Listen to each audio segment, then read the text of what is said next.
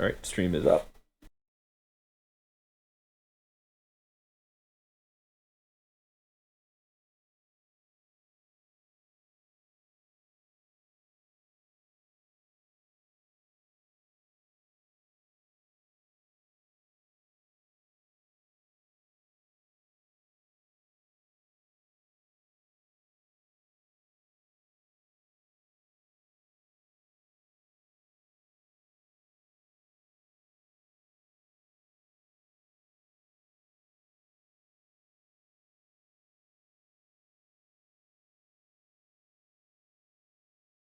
We go live in, well, it's 2 minute delay, so it's actually already live.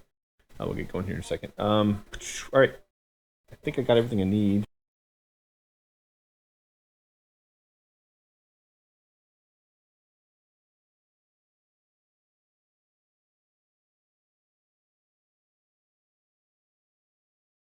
All right, let's go up, or I'll start pulling people around. If it could be fast. All right, guys. I have an awesome build for it like that. We're gonna kick off the tournament here in just a second. So, is anyone in a drop right now? No. All right.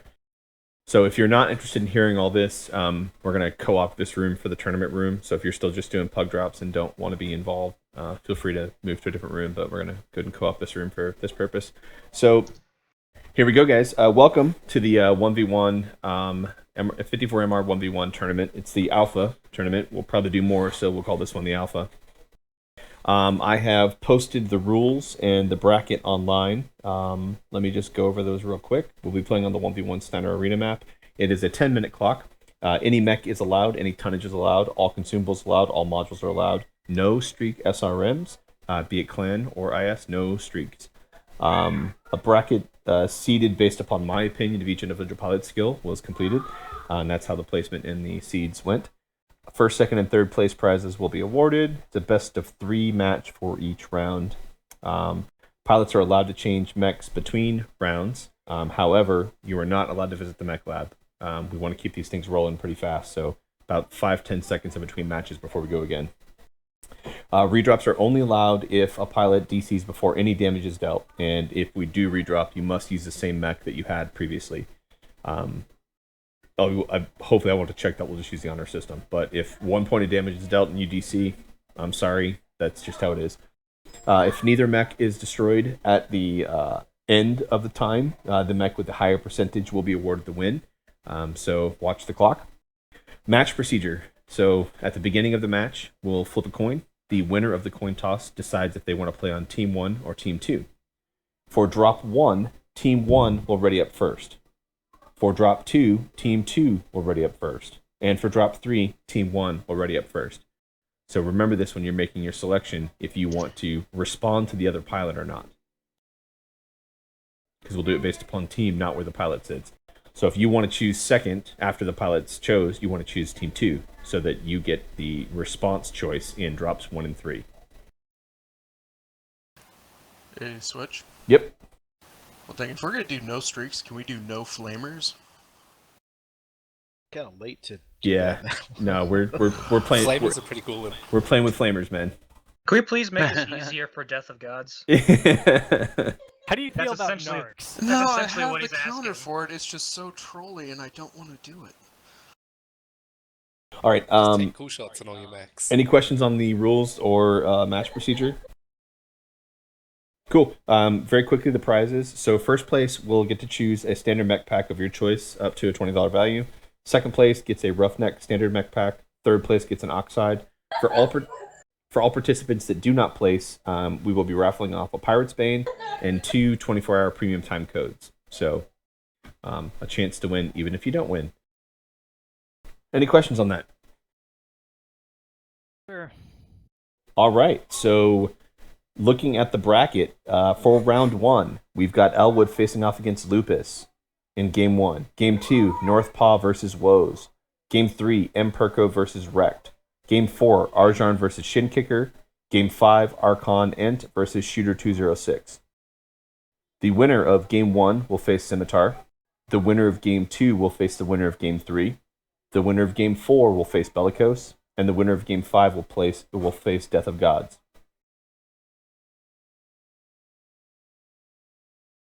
All right.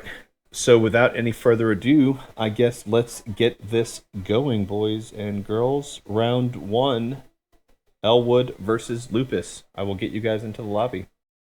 Are you streaming gonna this stream Switch? this? It's streaming now. It's on a 2-minute delay. It should be live. Oh, fuck yeah. I'm It's not yet. It's live. I'm watching it Oh, right now. it must just be going. There it goes. I was just really slow. Cool. I'm starting the lobby, and I will drag pilots around. I don't know if Sim heard any of this. Do you know you got chat He disabled? had your stream on, but I'm not sure if he Okay. was listening. Hey, Switch, just for my own, because my kids were talking when you said it. What is the tiebreaker if the game goes to time and neither pilot is dead? The one with the highest percentage will win. So this is one of those times where having 1 point of armor in an arm might not be the best idea. So you're talking about the percentage of their mech left. If you're at 40% and I'm at 60, I win. Yep, Yes. that's precisely. Why is there a second switchblade in Batcave? Because that's my laptop where I'll be dragging people around, so that I don't have to alt tab. All right. Hey, Yep. Did you know you have chat disabled? What do you mean? Your channel has chat disabled. I just chatted it. I could... Should have just read chat. How many times Refresh. are you going to be wrong? Well, it says it's disabled on mine. I didn't know if it was just me. Maybe Just you're you're banned. There it goes. Now it's working. All right. So cool. We're gonna kick this off. I will get the room going, and we'll go from there. Good luck, Mech Warriors. Crash and burn. All right.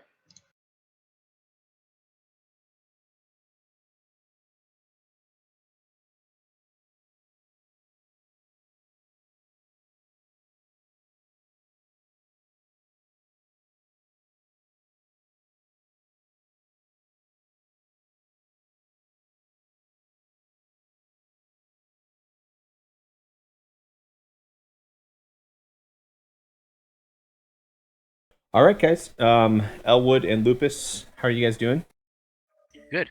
All right. Any questions about the rules? You guys ready to go? Yep. Cool. When we get started, Batman and I will go into a different room, but I will leave you two in this room. All right. So you can have some banter. Trash talking each other. Yeah, exactly. Invites should be out to everybody.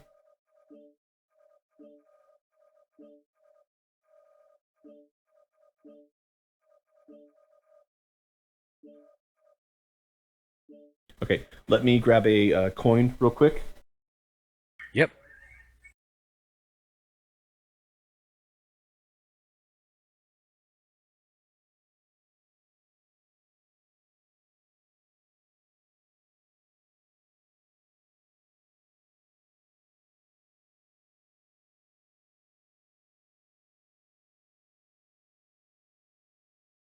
How the hell do we launch this thing? Switchblade will launch it. All right, guys. So I have a coin. We'll just do it based upon. We'll let the person call it who has the higher seed. That's how we'll do this going forward for the rest of the night. So Elwood, you have a higher seed than Lupus. Heads or tails, sir? Heads. And it is tails. So Lupus, would you like to go team 1 or team 2? Remember, team 1 locks in first. Team 2. All right.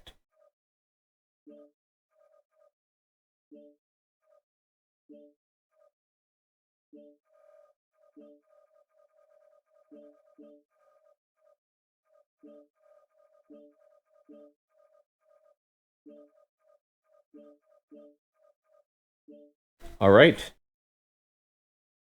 Elwood, make your mech selection and lock in.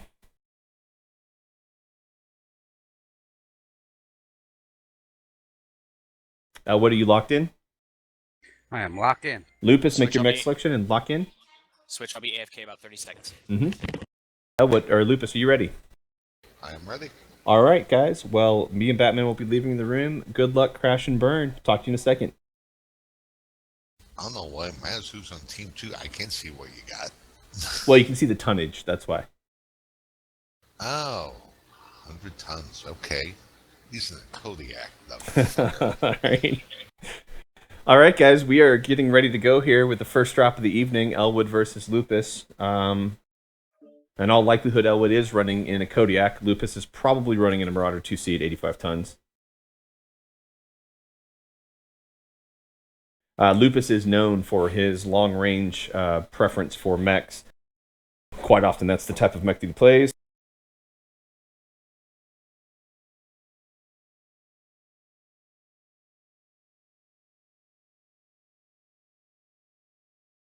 This is Command.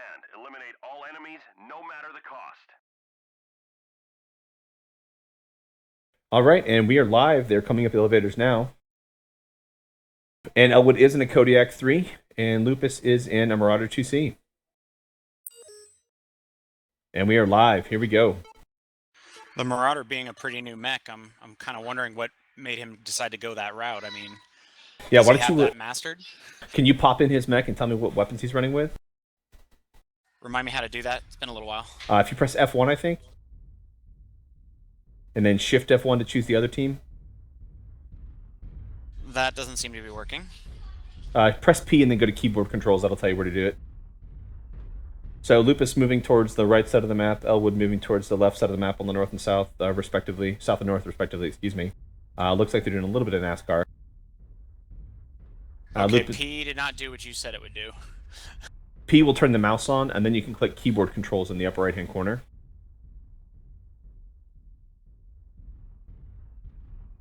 Lupus taking the low ground, Elwood taking the low ground. They are effectively NASCARing at this point, doing a tour of the map.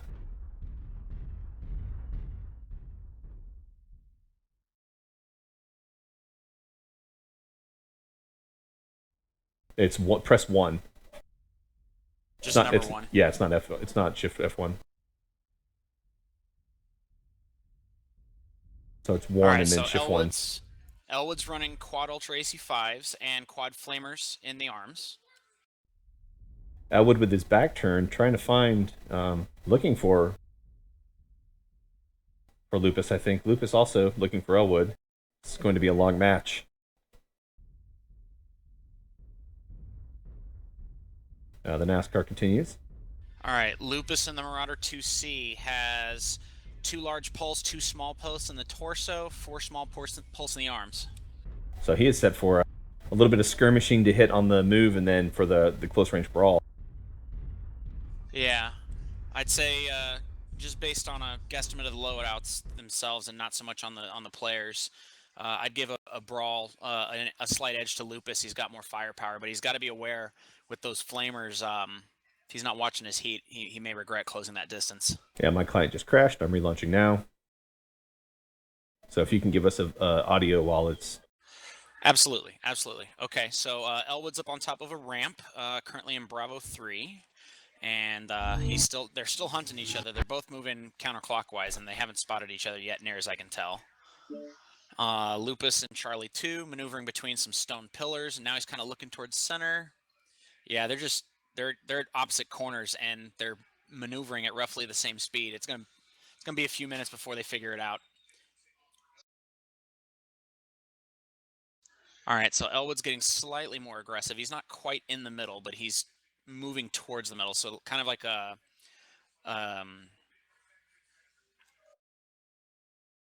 decaying spiral. That's what I'm trying to say.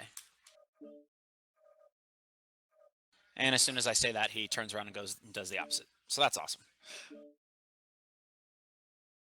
I cannot rejoin the lobby.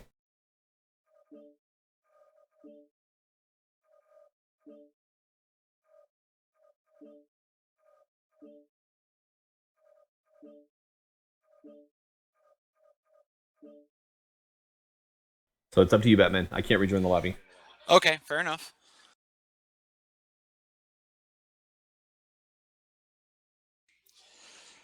Yeah, so now Lupus looks like he's waiting in ambush, and Elwood is still on the hunt, and I think he's spotted him, or nearly so. Yep, now they've spotted each other. All right, first blood goes to Elwood. A burst from his ultra autocannons. Lupus is now maneuvering into the middle of the battlefield. Still hasn't spotted Elwood, though. Elwood's got him in the back. Lupus already has an open torso in the rear. His front's pretty. Oh, here come the flamers.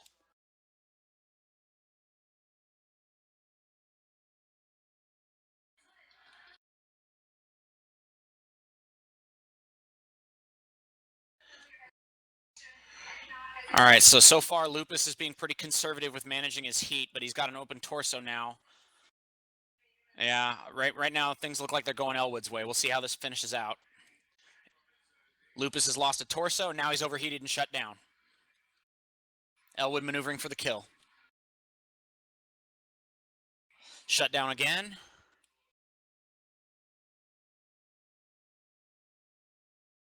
Yeah, Lupus is at a disadvantage here. He can't even afford to fire a weapon. He's going to overheat if he does.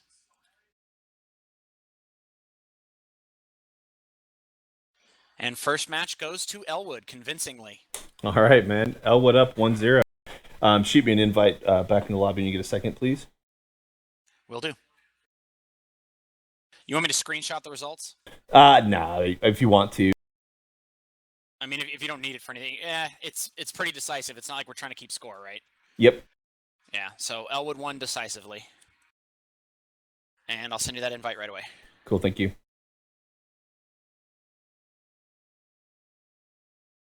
What I probably ought to do is invite you, drop out myself, and then have you re-invite me. So right now, Elwood is up 1-0. We'll go into second drop. No, if you invite me, it should be fine. We'll be able to get this going. We shouldn't crash again. I apparently don't have control of the lobby. I can't invite you. We'll have to get Elwood or Lupus to re-invite me then. Let me drag us down.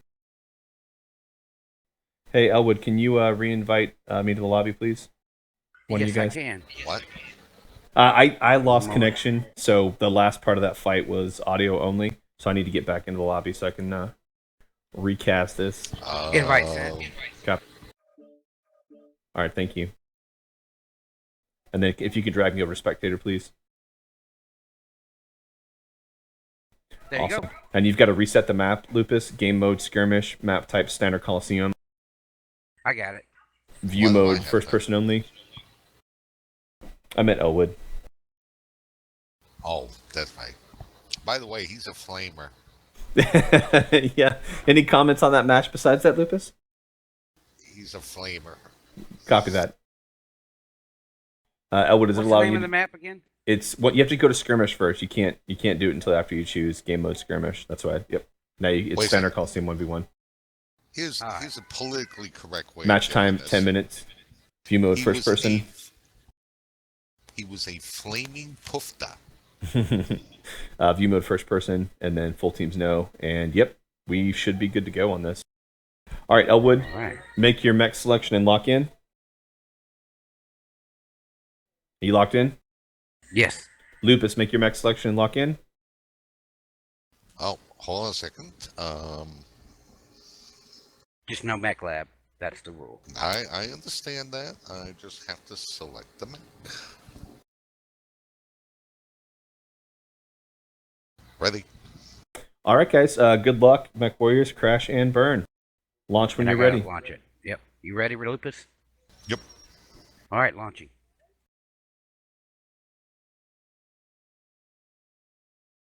All right, so the first thing I notice is Elwood's still at 100 tons. I expect he's going to use the same mech because it worked well for him the first round.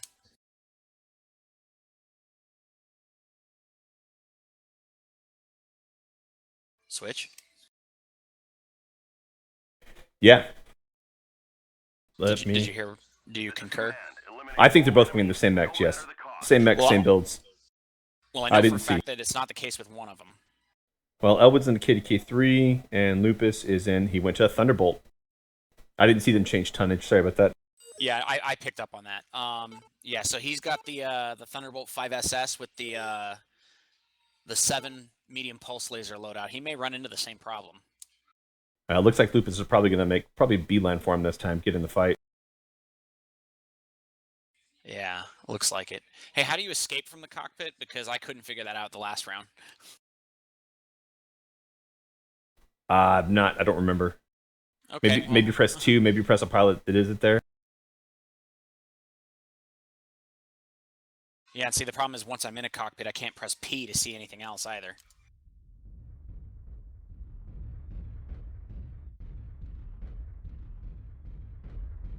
If I had known a little earlier I was going to do this, I would have practiced more.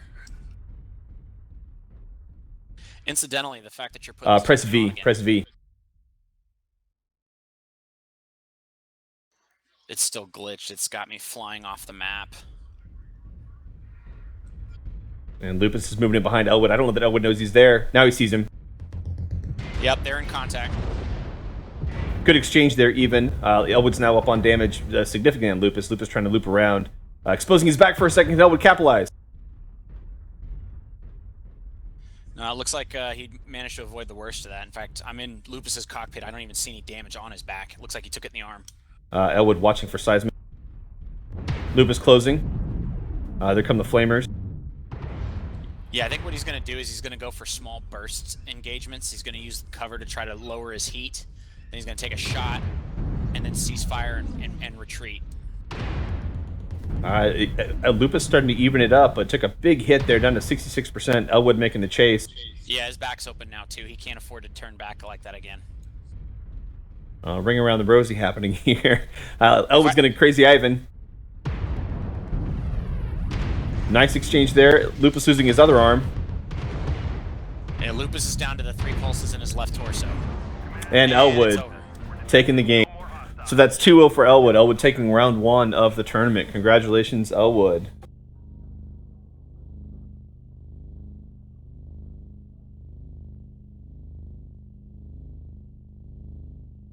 All right, let's go ahead and get the next participants going. I will update the bracket to show Elwood is the winner of that 2-0 against Lupus, and Elwood advancing into round 2. All right, game 2 is going to be Northpaw versus Woes. Let's get those pilots in here.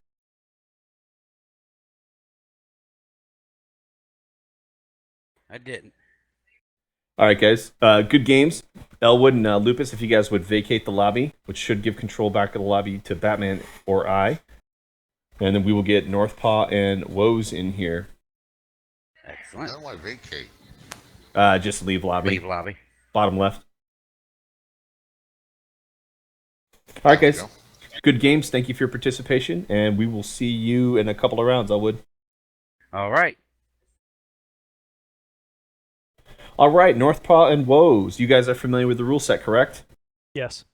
All right, I'm going to flip a coin here in just a second once I'm done inviting you guys to the lobby, and the highest seeded player gets to choose the heads or tails. So that's going to be Northpaw. Tails. Oh, I haven't flipped yet. All right, I'll flip now. And it is heads. Woes, would you like to take Team 1 or Team 2? Remembering that Team 1 chooses mech first on rounds 1 and 3. Team 2. Team 2 it is. So you guys are set like you need to be. Let me fix the map and mode real quick. Northpaw, let me know when you are locked in and ready with your mech selection.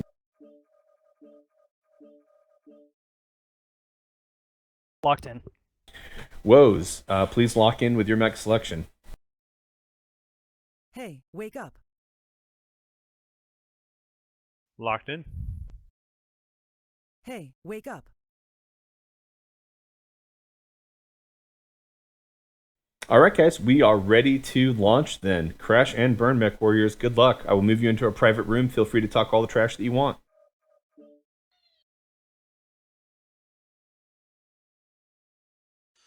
All right, so mech prediction, 90 tons. I think that's probably a Mauler, and the 70, I'm guessing, is a pop-tarting summoner. What do you think? It's going to be a Cyclops, and it's going to be an SRM Cyclops for Northpaw because that is his current lovely lady. Oh, okay. Isn't Northpaw normally a light pilot? He is. He plays our primary light pilot in our MRBC team. Quite a good light pilot at that. And I've been quite surprised over the last couple of days seeing him ready up for this tournament in the assaults that he's been playing. I anticipate him to be moving very fast towards Woes, and he will try to circle him quickly. And we are live. Here we go. Crash and burn mech warriors.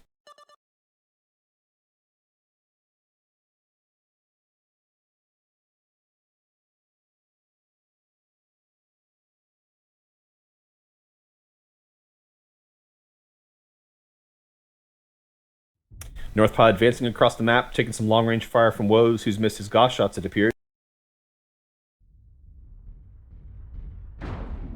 Did not miss that golf shot. Nice, solid hits. First blood goes to Woe.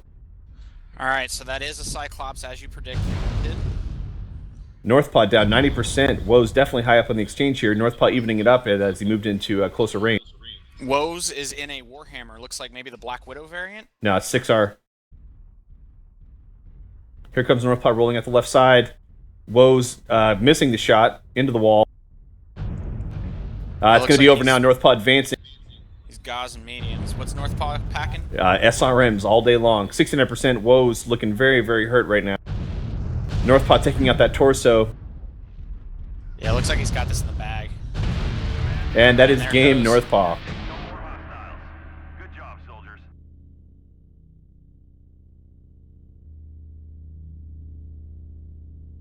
So Northpaw up 1-0 against Woes. Woes, a new member of the 54MR, hasn't quite tagged up yet. Joined us a couple of days ago, waiting for his contract to end out. Excited to see him in the tournament tonight. It'll be interesting to see how he gives this next round, seeing how Northpaw advanced so aggressively. I would anticipate him to move to a higher ground position and try to get some fire. I like to see these new members of the unit joining in on our events like this. Remember when we first formed up the 54th and I hosted that free-for-all tournament? We had players I'd never met before jumping in there and picking up random prizes and all kinds of stuff. Yeah, it was a good time. All right, let's get these guys locked in for round 2. All right, Northpaw, select your mech and lock in, please. Okay. Hey, Switch, in game 2, isn't Woe supposed to lock in Wait, first? yeah. Oh, yeah. Yeah, Yep, you're right. You did that last time too. I didn't God say anything, but Damn it. Yep, you're right. Woes, select your mech and lock in.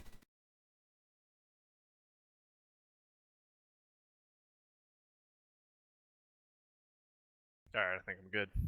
All right, and then Northpaw, select your mech and lock in. Okay.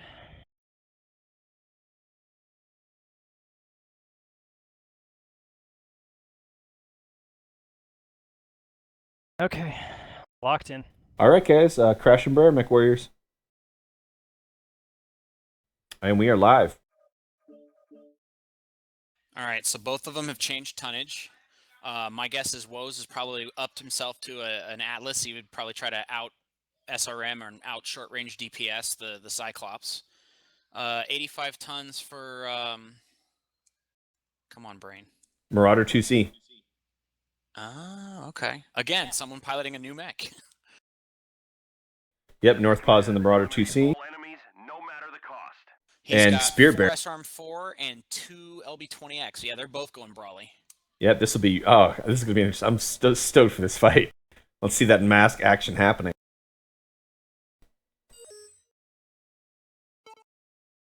We're actually going to play this one from in Woes' cockpit, I think. Okay, well, if you're going to his cockpit, I'll go to Northpaw's.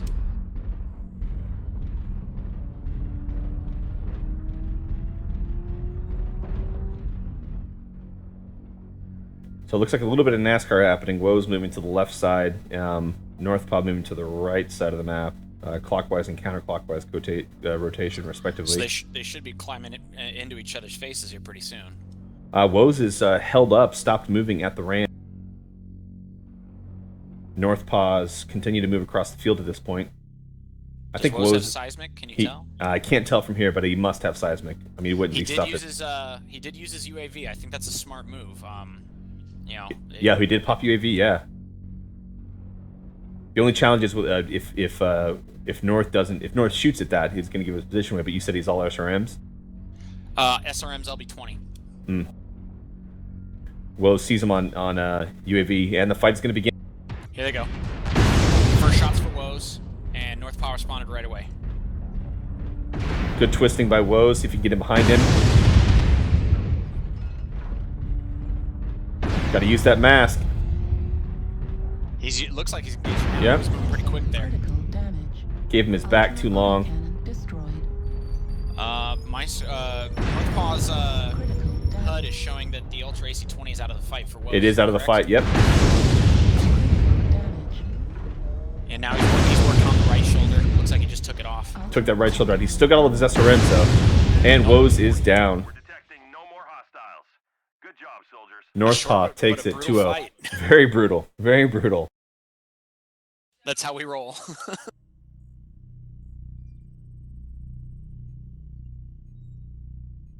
All right. So Northpaw takes game 2 of the tournament, advancing him into round 2, where he will face the winner of game 3, which we're going to start right now.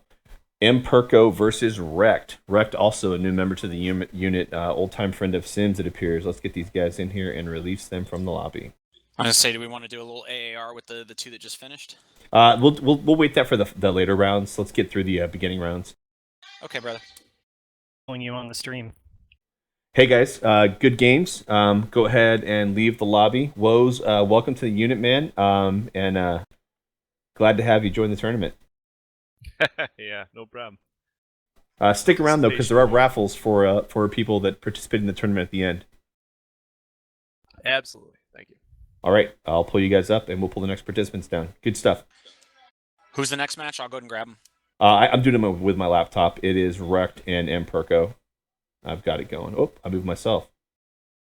No spoilers. All right. Let's see. Perko and Wrecked. Are you guys there? Yep. Cool. Any questions about the rules? Nope. Good. All right.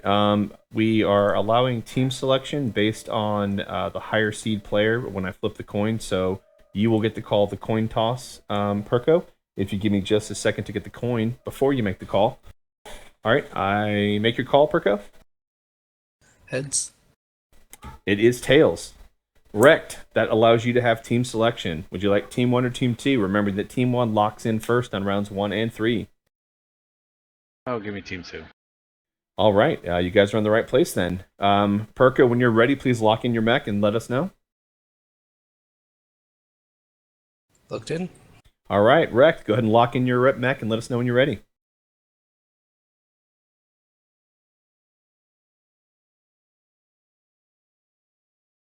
Ready. All right, guys. Well, good luck, Crash and Burn Mech Warriors. I'll drag you guys down to a private lobby so you can begin your trash talk.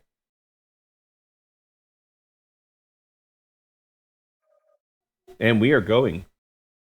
So Perko actually plays on our Tsunami team, Spudshed MRBC this season. Also played for the 54 MR Tsunami World Championship team. One of the better players out of our Aussie team for sure. He's rolling 85 tons. You think he's in a Battle Master, or is he running the Marauder 2C also? Marauder 2C, almost guaranteed. All right, and then our newcomer, Wrecked, he jumped up to 100 tons. I'm going to go ahead and throw a guess out there. That's probably a Kodiak. Probably a Kodiak. Command, eliminate all enemies, no matter the cost. Marauder 2C and Kodiak 3. All right, Perko's got the 2 LB20X and the 6 SRM6 with Artemis in his. He's in Scorch. He's in the Hero Marauder 2C. Wrecked is running. Oh, he's running my loadout. Ultra AC5s, Ultra AC10s in the Kodiak 3. And Perko's running 4 SRM6s, 2 LBX20s in the Marauder 2C. Yeah, so I think Wrecked. I think his moving to the high ground. Yeah. Yeah, it makes sense given his loadout. He's going to have a little bit better range, and Perko's wide in the open. Ooh. Oh yeah. First blood goes to Wrecked. Perko getting some good shots back. Nice SRM volley from across the field. Oh yeah, and he's in range to effectively use his weapons already too. About even damage now. The one thing about the Kodiak 3 is its ability to depress its weapons on an angle is pretty limited. So good call on Wrecked backing up on the ramp there. Now, Perko's going to walk up into this and just take it in the face. Still about even on the damage. Yeah. Now it's going to shift in Perko's favor, I think. Once he's in close like this. Yeah, he's got Wreck's shoulder open. Oh, Wrecked down to 47%. Perko 51%. Still pretty close, all things considered. And Perko. And there it goes. Perko closes bringing it home. Still pretty close match, all things considered. That was a good fight. All right, round 1 goes to Perko.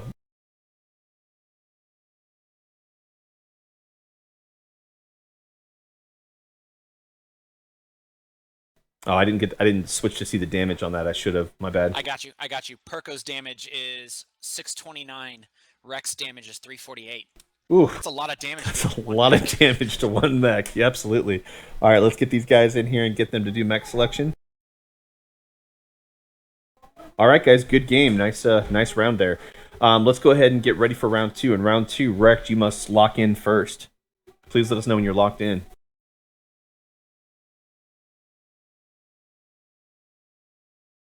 Good to go. All right, Wrecked is locked in. Perko, please lock in.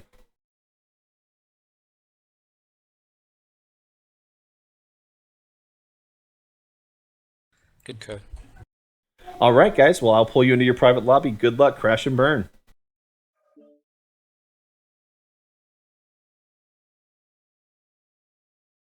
So Perko kept his tonnage the same. I'm guessing he's going to ride the same mech to victory.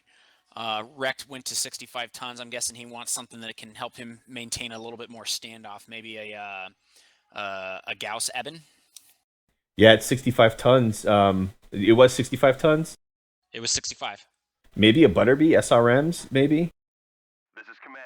Eliminate all enemies, no matter the cost. Eben Jag. Yep, 2 ER PPC, a Gauss rifle, and an ER small. Look at that. ER small likely to push it up on the chassis there. Get the weapon systems up higher. Yep. I think Perko brought the same map. 4 SRM6, 2 LB20s, yep.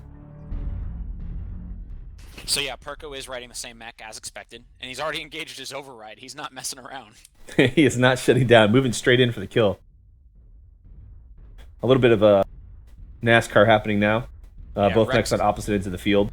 Rex going cagey. He's hugging the corners of the map, looking for a place to get some standoff, like I expected.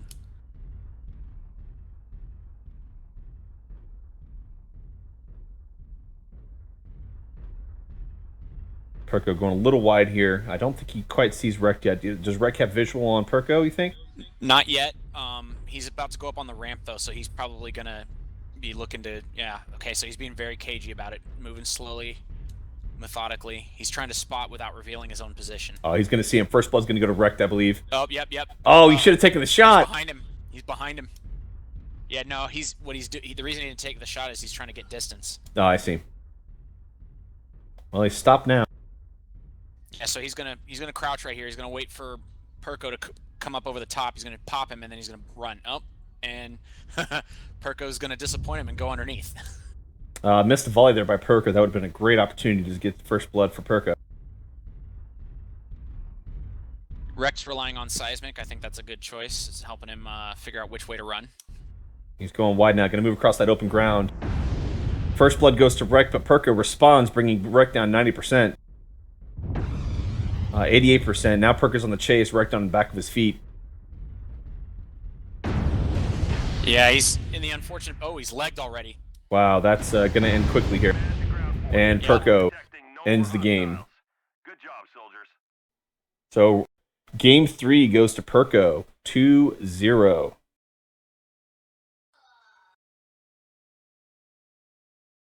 So I'm beginning to detect a pattern. Our higher seed player loses the toss, gets put in 1, and wins 2-0. So what we've seen thus far, I really think mech selection has somewhat to do with it too. That Marauder 2C is an absolutely busted mech right now, and I think you must capitalize on the fact that PGI hasn't had an opportunity to do anything about it yet. So the matchup that I'm excited to see will be that 4-flamer Kodiak against that Marauder, because if you overheat and that mech does run hot, then you can possibly take it down. All right, let's get game 4 going, which is Arjorn versus Shinkicker. This is Seed 7 versus Seed 10. Our second closest seed matching tonight. Elwood and Lupus were 8 and 9. Let's get those guys down here.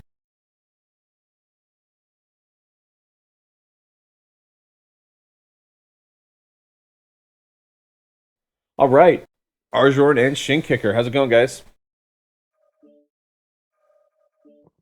I'm nervous. Don't be, man. All right, Shinkicker, you there? Yep. All right, man. Cool. So, guys, any questions about the rules? Nope. All right, so we've been giving the coin toss, call of the coin toss to the higher seeded player. Arjorn, you're the higher seeded player. I'm flipping the coin now. Tails. It is tails. So go ahead and make your selection, sir. Team 1 or Team 2. Remembering Team 1 locks in first in rounds 1 and 3. Team 1. You're going to lock in first on round 1 and 3. All right. Just want to make sure. Shin Kicker, invite out to the lobby. Awesome. So, Arjorn's on Team 1, Shin Kicker's on Team 2. Arjorn, lock in and let me know when you're ready. I am ready.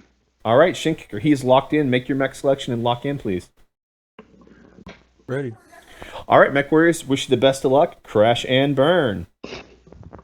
I'll move you to a private lobby now so you can talk as much trash as you'd like. All right, let's do this. So 175, we're probably looking at a Timberwolf versus a Kodiak. I was thinking the Orion 2C. It's quirked for more survivability. But I could be completely off. I know if it were me, it would be a Timby. Or it could just be an Inner Sphere Marauder, for that matter. This is command. Eliminate all enemies. It is a Timberwolf, so you were correct. He's got 2 large pulse, a Gauss rifle, and an ER medium. So skirmishing configuration. The ER medium throws me off, maybe to move a weapon up, but the pulse and the Gauss make sense. He's also jump capable. All right, got a Direwolf versus a Timberwolf. This should be interesting. What's he running on that Direwolf? The Direwolf, Gauss rifle, and it looked like 8 small pulse. I'm sorry, 2 Gauss rifles and 8 small pulse. Interesting.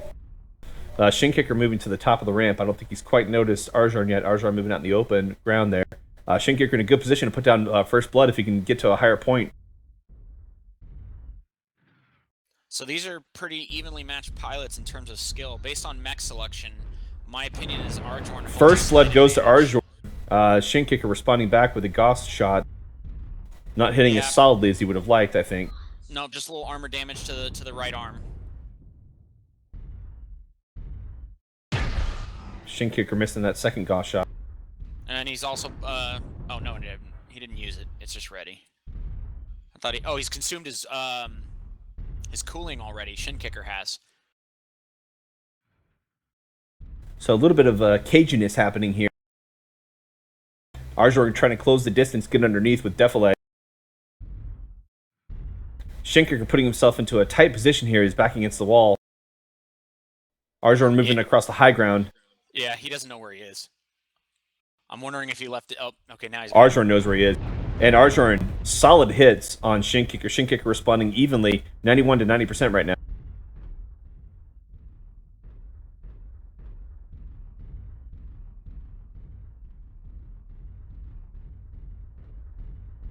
Both mechs rotating to the right, getting out in the open ground.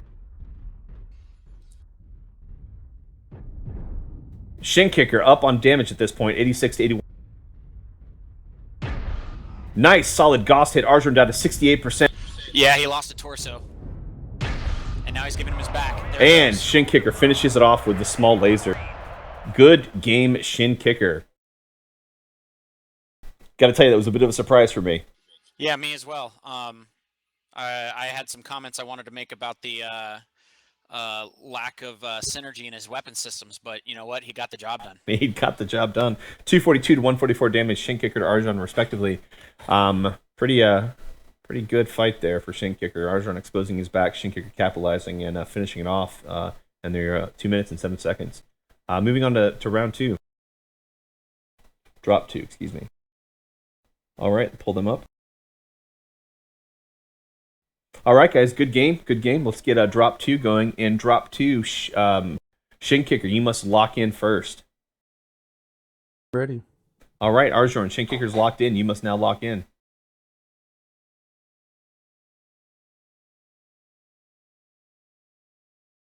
I am ready. All right, guys, I'll pull you down to your room. Crash and burn, Mech Warriors.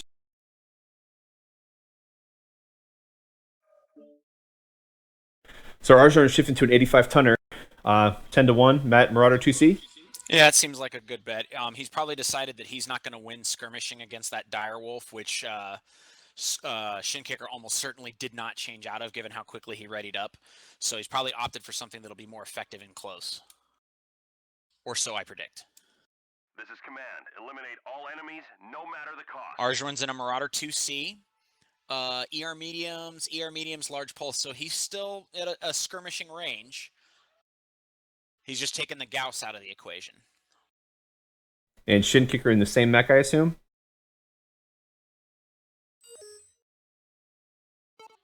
Yes, that is correct. Shin Kicker did not change mechs. All right, and we are off. Shin Kicker rotating to the south. Arjuan cutting the field, coming straight at him, it appears.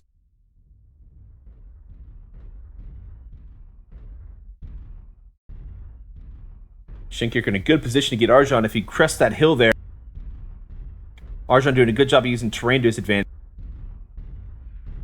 Shin Kicker's definitely seen him. First blood goes to Arjuan. Shin Kicker missing that first Gauss shot. Yep. The block got right in the way. Almost even at this point. Arjuan still closing, putting good laser fire on. Shin Kicker got one of the Gauss to connect. He's got to watch his heat. That's going to be his biggest Achilles heel right now. Likely moving around the rocks to cool off. Shin Kicker lined up on that gap, waiting for him to crest through there.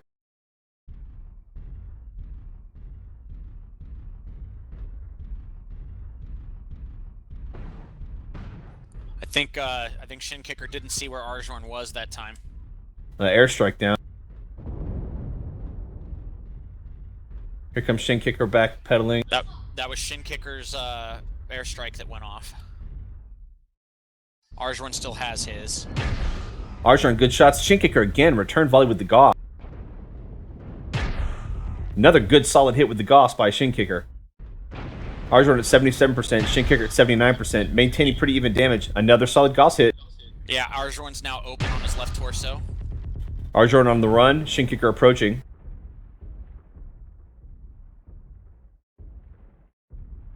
Yeah, Arjuan's now trying to put some distance between them. Yeah, Shin Kicker's going to probably stay out in the open ground, try to rotate out, use that Gauss.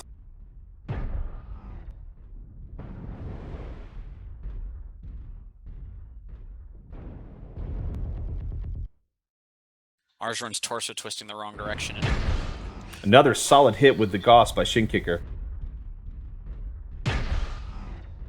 Yeah, he's starting to pick him apart now. I will say this, Arjuan's putting in a good fight. Absolutely, with the amount of Gauss rounds he's taken, he is doing a good job of absorbing them. Ooh, lost that left side.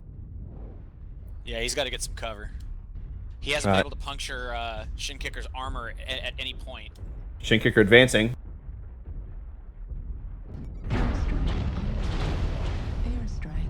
Arjuan moving through terrain to the right, exposing his left shoulder. Now that's the one he needs to expose at this point because he's got armor on the CT.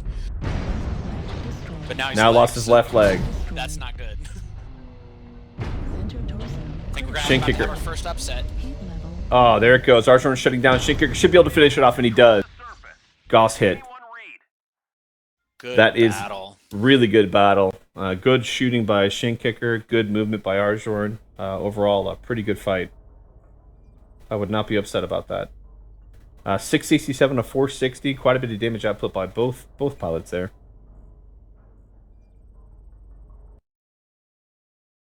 All right.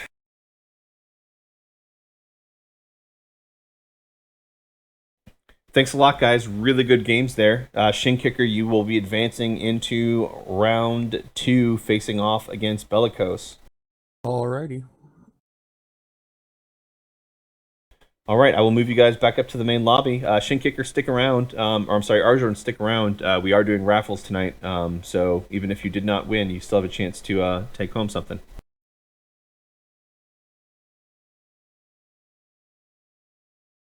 All right, advancing into Game 5, Archon Ent versus Shooter 206. Last of our first round matches. I'm looking forward to it. All right, hey guys, Archon and Shooter, how you guys doing? Doing alright? Hey, I'm in the, I'll just be in 2 seconds. All right, man, no worries. Any questions about the rules, guys? Nope. All right, so the way we've been doing this with the coin toss, we've been allowing the higher seed player to pick the coin toss. Archon, I'm going to be flipping the coin now. Oh, I dropped it. Hold on.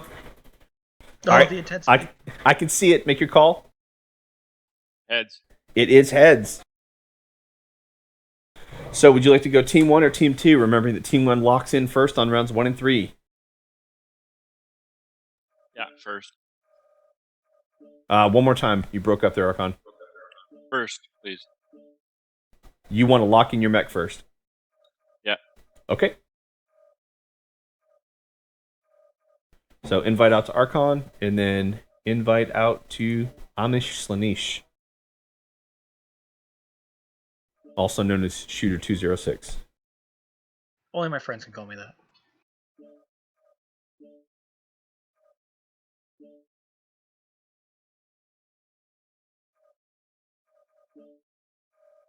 All right, just holding on Archon, and then we will get going.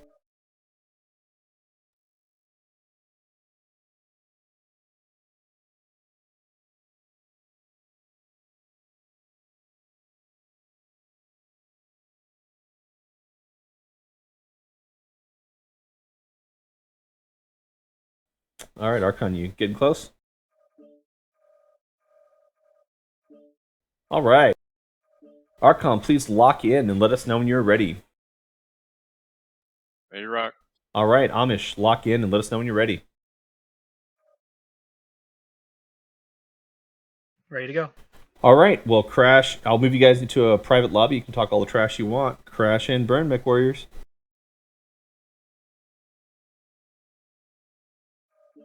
Another 100 versus 75. I'm thinking of KDK3 versus the Timberwolf. Yeah, it seems like a pretty good guess.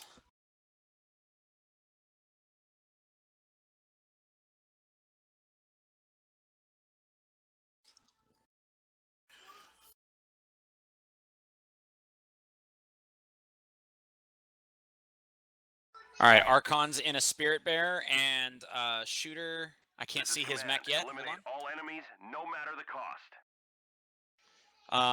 He is Timberwolf, in the Warrant, the ERPBC Gauss rifle. the new hero mech. Interesting.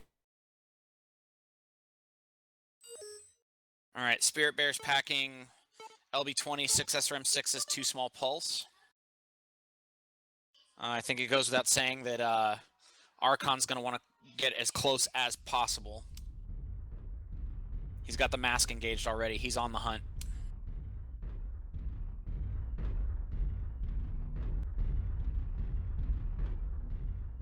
Slaanesh moving to the high ground, looking for some Overwatch shots of that PPC. Guys, can he get? Oh, yeah, he found him. Found him and missed that opportunity to get a shot off. He's backpedaling. Yeah. Spirit Bear is closing fast, though. Slaanesh wants to maintain that range. He's got to be moving quickly. Yeah, I think what he's looking to do here is just pop him once in the CT when he comes up over that lip. If he comes over that lip, which he is. And now he's First blood goes to out. Amish. Archon returning the favor. They're even on damage right now at 95. A little bit of Mexican standoff here. Slaanesh backpedaling. Archon, not aware. Oh, there he is. He saw him on seismics. No. Archon may not have seismics on that mech. Well, they're both moving, and remember, seismic doesn't engage unless you're stationary. I thought he had been stationary at top for a second, though. Looks like Slaanesh got a little bit of a sliver shot on Archon. Yeah, now he's just backpedaling, trying to open up the range. There he is. Nice, solid Gauss hit. Shots. Yeah, it's all armor at this point, though.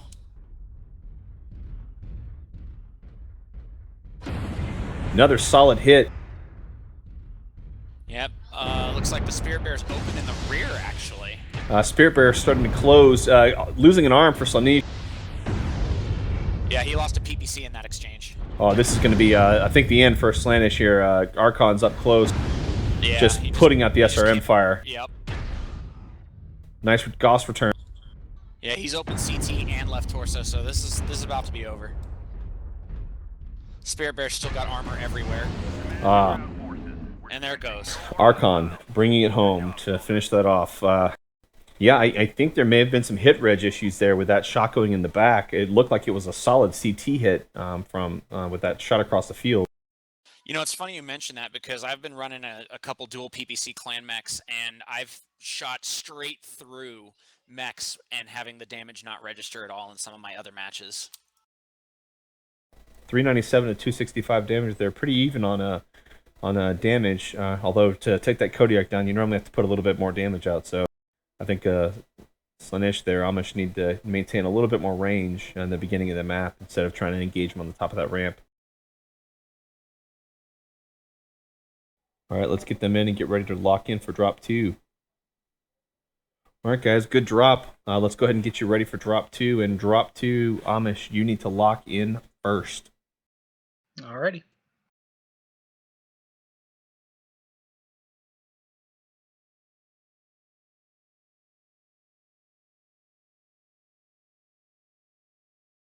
Let me know when you are locked in, sir. I am ready.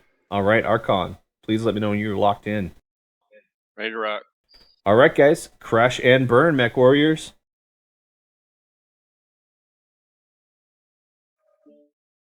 So both in 100 tonners now. I think Archon probably kept the same mech he had. He didn't really take any time to change anything as near as I can tell. But I think we're going to see dual Kodiaks. I agree. I think we are going to see dual Kodiaks.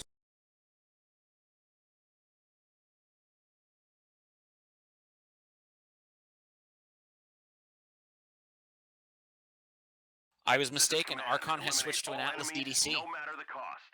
Interesting. I'll give you a loadout here in a second. I'm betting 2 SRM 6s and an AC-20.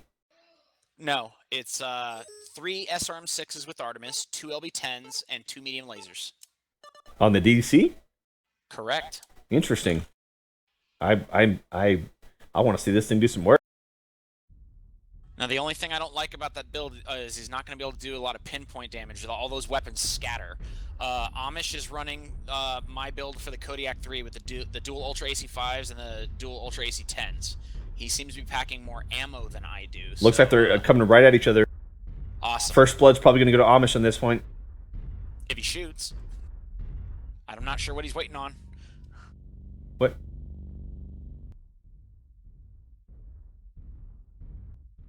I mean, he's just sitting here watching this Atlas walk up on him. What's going on here?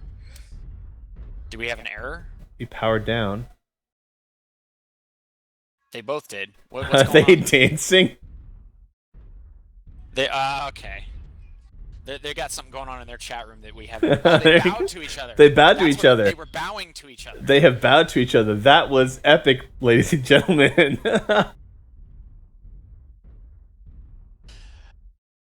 Oh, absolutely fantastic. The two pilots cross the field and bow to each other. It's too bad we can't set our comms up in such a way that we can overhear them without them hearing us, because I would love to have heard that conversation. I'm glad that we didn't. I was expecting something else, like something. They're going back to their starting positions now, and now they're going to start moving. Wow.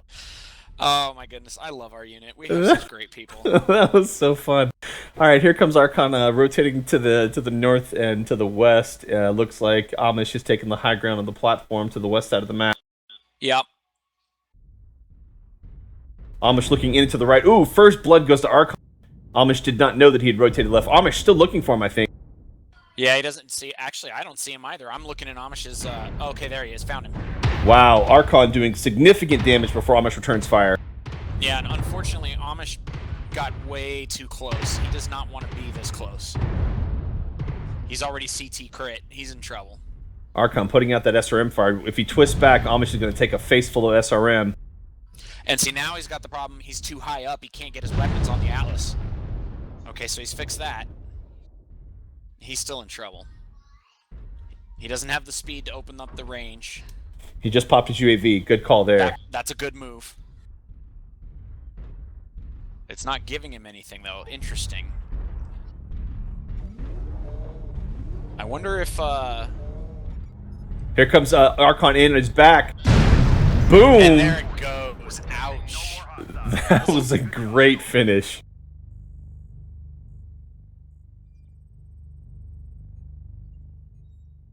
All right, we're gonna. We can see the heavy brawling influence in the 54th MR based on the way these matches are going and the loadouts we're seeing. Absolutely. Again, Archon doing some pretty significant damage over Slaanesh, but Slaanesh still able to put out 207 damage. This match is still playing on the stream. I want to give it just a second before we kick these pilots out. So let's bring these guys up here for our AAR real quick, because I want the channel to not. I don't want them to interfere with the channel chat.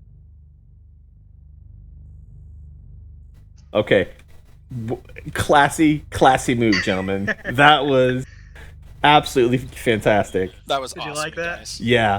I don't want to move you guys up to the room just yet because the video just showed you guys bowing and resetting Yeah. positions. I So, a little slow on it. Yeah, it's about 2 minutes it's happening. But that's absolutely fantastic.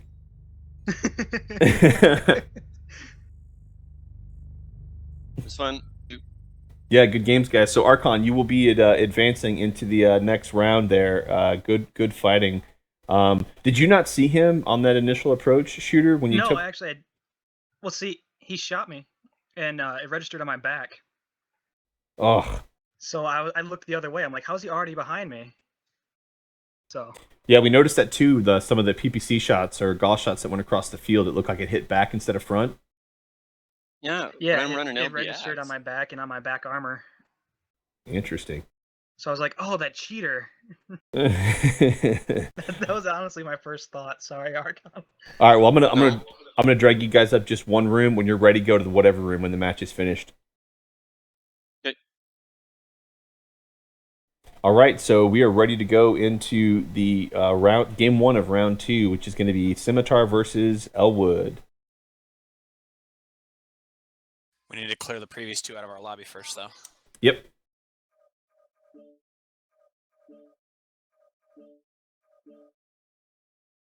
All right, let me grab those guys and bring them down here.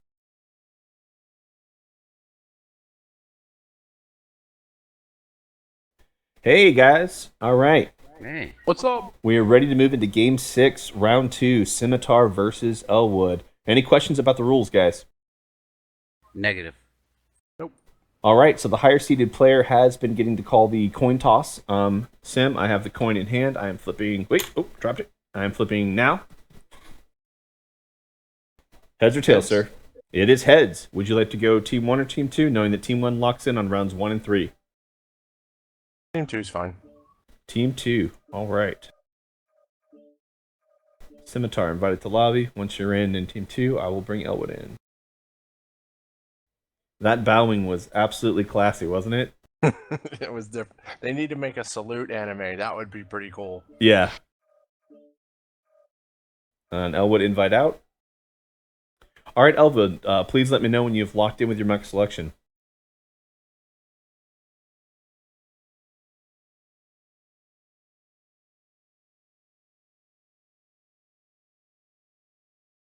I am locked in and ready. All right, Scimitar, let me know when you're locked in. Ready. All right, guys, I'm going to drag you down into your own room so you can talk as much trash as you like. Crash and burn, Mech Warriors.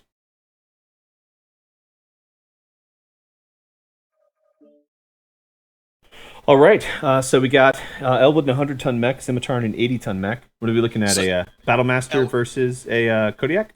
Well, Battlemaster's 85 tons, so 80 tons. He's either in a Zeus or a Gargoyle. But I've never seen Sim pilot an 80-ton mech, so I'm going to be surprised either way.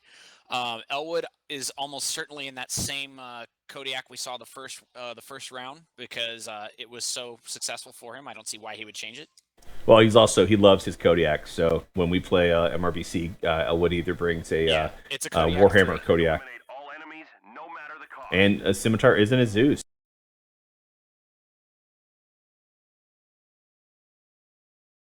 All right, so that Zeus, he's running 3 SRM6 with Artemis, 3 medium pulse. That should be a relatively heat efficient build, I would think, which he's going to need that heat efficiency with those flamers. And we are off. Elwood crossing over to, looks like the ramp. Yeah, it looks like Sim's charging into the middle. He's got heat mode enabled. He's going to have the slightly faster mech, and he's got double cool shots. Yeah, he came prepared to deal with heat. Elwood should have first blood here. First blood goes to Elwood. Sure does. Sim responding with his pulse lasers. He's got them on chain fire. So he was definitely prepared for this matchup. Tell you what, Elwood definitely gets the style points here with that mech. You know, coming up from playing the tabletop game, I always thought flamers were just a huge waste of time, but they've actually made them meaningful in this game. I might have to have a look at that. Scimitar trying to get an angle on Elwood. Elwood just maintaining stationary position to try to locate where Sim is. Now Sim found him on seismic. Yeah, Sim's got him on seismic, so he knows roughly where he's at. I think he's just trying to figure out how to get in behind him. Those all arm-mounted weapons for Sim? No, the pulse lasers are torso mounted. The missile launcher is arm mounted. Here we go. Right, Sim getting some missile shots, only barely clipping Elwood. Elwood dropping down. Going for the flamer lock. Sim's going for legs. And he's overheated, so that's not gonna work out Elwood so well. Elwood is definitely putting the fire in Sim. Able to shut him down. Trying to go for another shutdown. Zeus is open on his right torso. And he's overheated a second time. Elwood moving in, hitting that shoulder. Oh, hit arm. Shoulders open front and back now. Going for another shutdown. Flamers being highly effective. Elwood Okay. lost a leg. Yeah, it's legged all right. If I were Sim, I'd think about getting out of here, getting a little bit of distance, just to get away from the flamers. Okay, now he's cooling down. Cooling down. Elwood should really be pressing that advantage. He has burned. Oh! Wow. Sim coming around with an upset there. Coming into this game, I thought it was going to be a hands-down Sim victory. Elwood almost able to clinch the win with 3 shutdowns on Scimitar with the Flamers. Excellent fight. Scimitar pulls the rug out from underneath the Kodiak. Well done. Elwood putting out more damage at 316. I really think when he had him shut down and he was hitting that arm, had he rotated just a little bit more and gotten that torso, it would have been much more advantageous for him. Yeah, so Elwood definitely was getting more damage in, but Scimitar was just, showing his veteran experience there and just placing his shots more efficiently. All right, good game by those pilots. Let them get up here and lock in their next mech. And that's why he's the #1 seed. All right, guys. Good game there. It was Elwood. I thought you had it in the bag, man. So did I. I think that when you shut him down and you went around and tried to get him behind him and you got that arm, had you been able to get torso, I think that would have been game over. Yes. All right, guys. So going into round two, Scimitar, you must lock in first. Please let us know when you're locked in.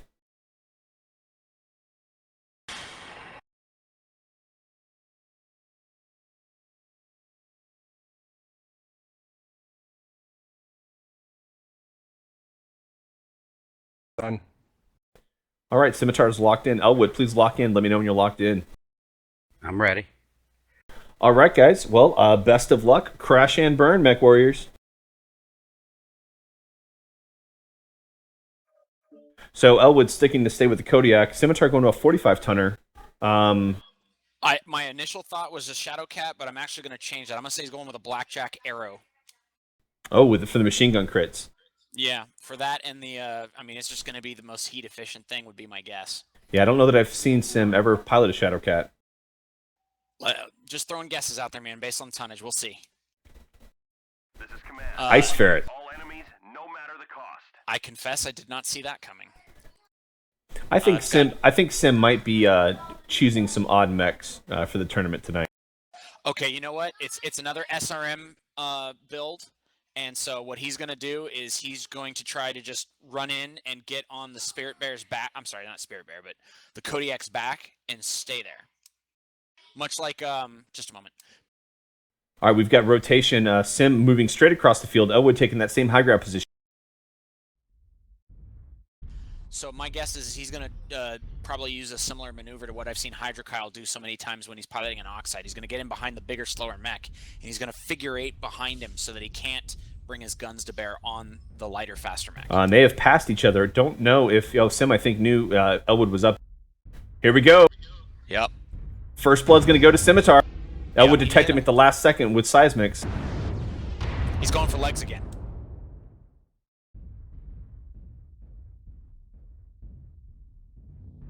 Elwood falling off. Sim still rotating. 95% and Elwood at 92. So even Sim still thinks he's up top. For Sim. They don't know where each other are at. Elwood and Sim both looking in the wrong direction. Sim rotates first.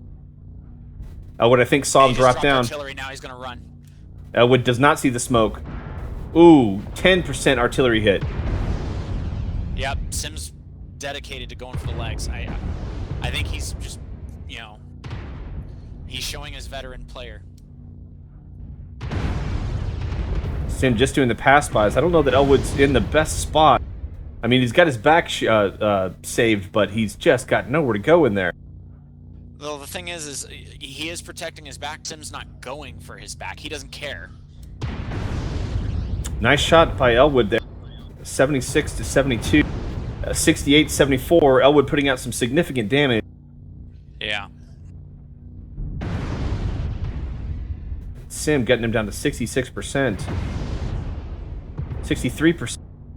I can't tell. Is Elwood legged yet? Elwood is legged, and the other leg is crit. Yeah. Sim trying to poke him from the side. Just got that arm. So the arm was a single SRM. Sim coming around the right side.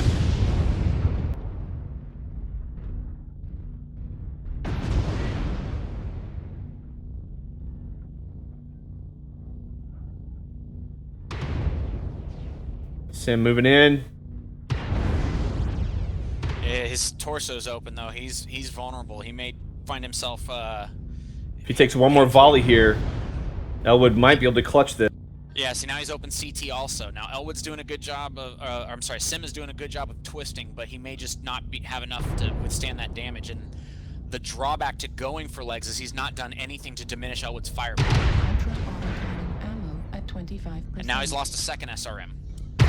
Elwood clutching the win. That was fun to watch. Sim did a great job of taking those legs out, coming in, trying to finish that next leg off. That left leg was beat red. Now, I'll say this, a couple of Sim's shots went to Elwood's right leg after he legged him. So, one drawback to turning his back and breaking contact is those times that he did is he couldn't necessarily tell visually which leg he had taken off. Right. So I think that may have diminished his strategy just a hair and given it to Elwood. So we are tied 1-1.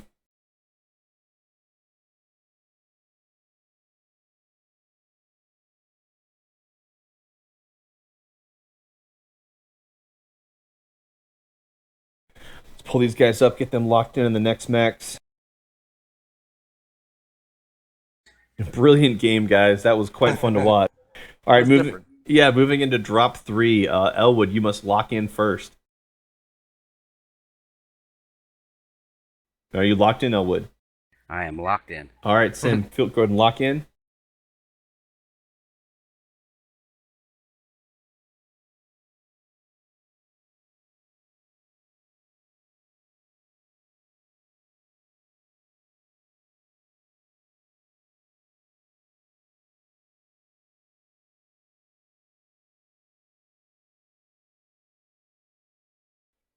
Sim, we haven't. You looking for a mech? Yep. Okay. Ready. All right, guys. Good luck. Crash and burn, Mech Warriors.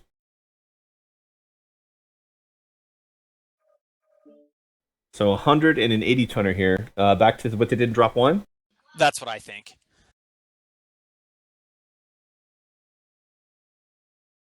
So, to be honest, I think this one is Elwood's to win. I mean, he so nearly had game 1. If he'd placed his shots a little better, he would have taken it down. So it's his to win or lose. Sim's a great pilot, but I just think the mech matchup is in Elwood's favor. Yeah, I tend to agree with that. I think there's some mech selection choices being made intentionally here, and let's see how this unfolds. But been some good fights these 2 games. And Sim back in the Zeus, Elwood back in the KDK3. Yeah, I don't think Elwood's going to change mechs this entire tournament.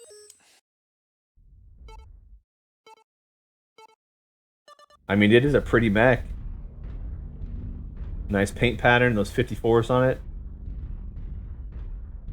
Yeah, I've been putting numerical 54s on all my mechs because I didn't think to buy any of the symbols like the one you've been using. What I wanted to do is get one of those triangular warning things and then slap a red 54 in front of it. First blood goes to Elwood. Yeah, getting a couple shots out on Scimitar. I think he's going to steal Scimitar's idea and go for the legs. He's advancing on him pretty aggressively. Dropping him behind him. I don't know if the Sim knows he's there. He's going to get him now with Seismics. Oh, Elwood getting a few shots off, but not really capitalizing on that opportunity. going for the legs, trying to shut him down. Focusing on those legs rather well, Elwood is. Right leg done on Sim. Yep. Going for the left leg, and he's shut down. Sim's trying to protect it with the right. Doing a good job protecting that leg. Elwood's not able to get any clean hits on it. So he's gonna shut him down. And now Elwood has also lost a leg, but it's those flamers. He's hitting the wrong leg. It's got to be the one on the left. Yeah. Making Sim overheat is what's going to give this to Elwood if he gets it done. There he goes. That was a close one. Once again, Elwood's surviving leg beat Red. Absolutely. Sim doing a fantastic job shielding that leg. And we have our first upset of the tournament. We absolutely do. Damage 323 to 217 here. Sim still putting out a significant amount of damage. All right, let's pull these guys up and talk to them for a second. I hit. Hey guys. Turned off my chain fire instead of the freaking override. Oh no, man. Well, good game, Sim. Fantastic job shielding your leg. Elwood, I thought you were going to let him steal it from you because you started shooting the wrong leg. Good fight. Yeah, I noticed that too, and I was like, oh. But then his calf was sticking out, so I was able to hit it.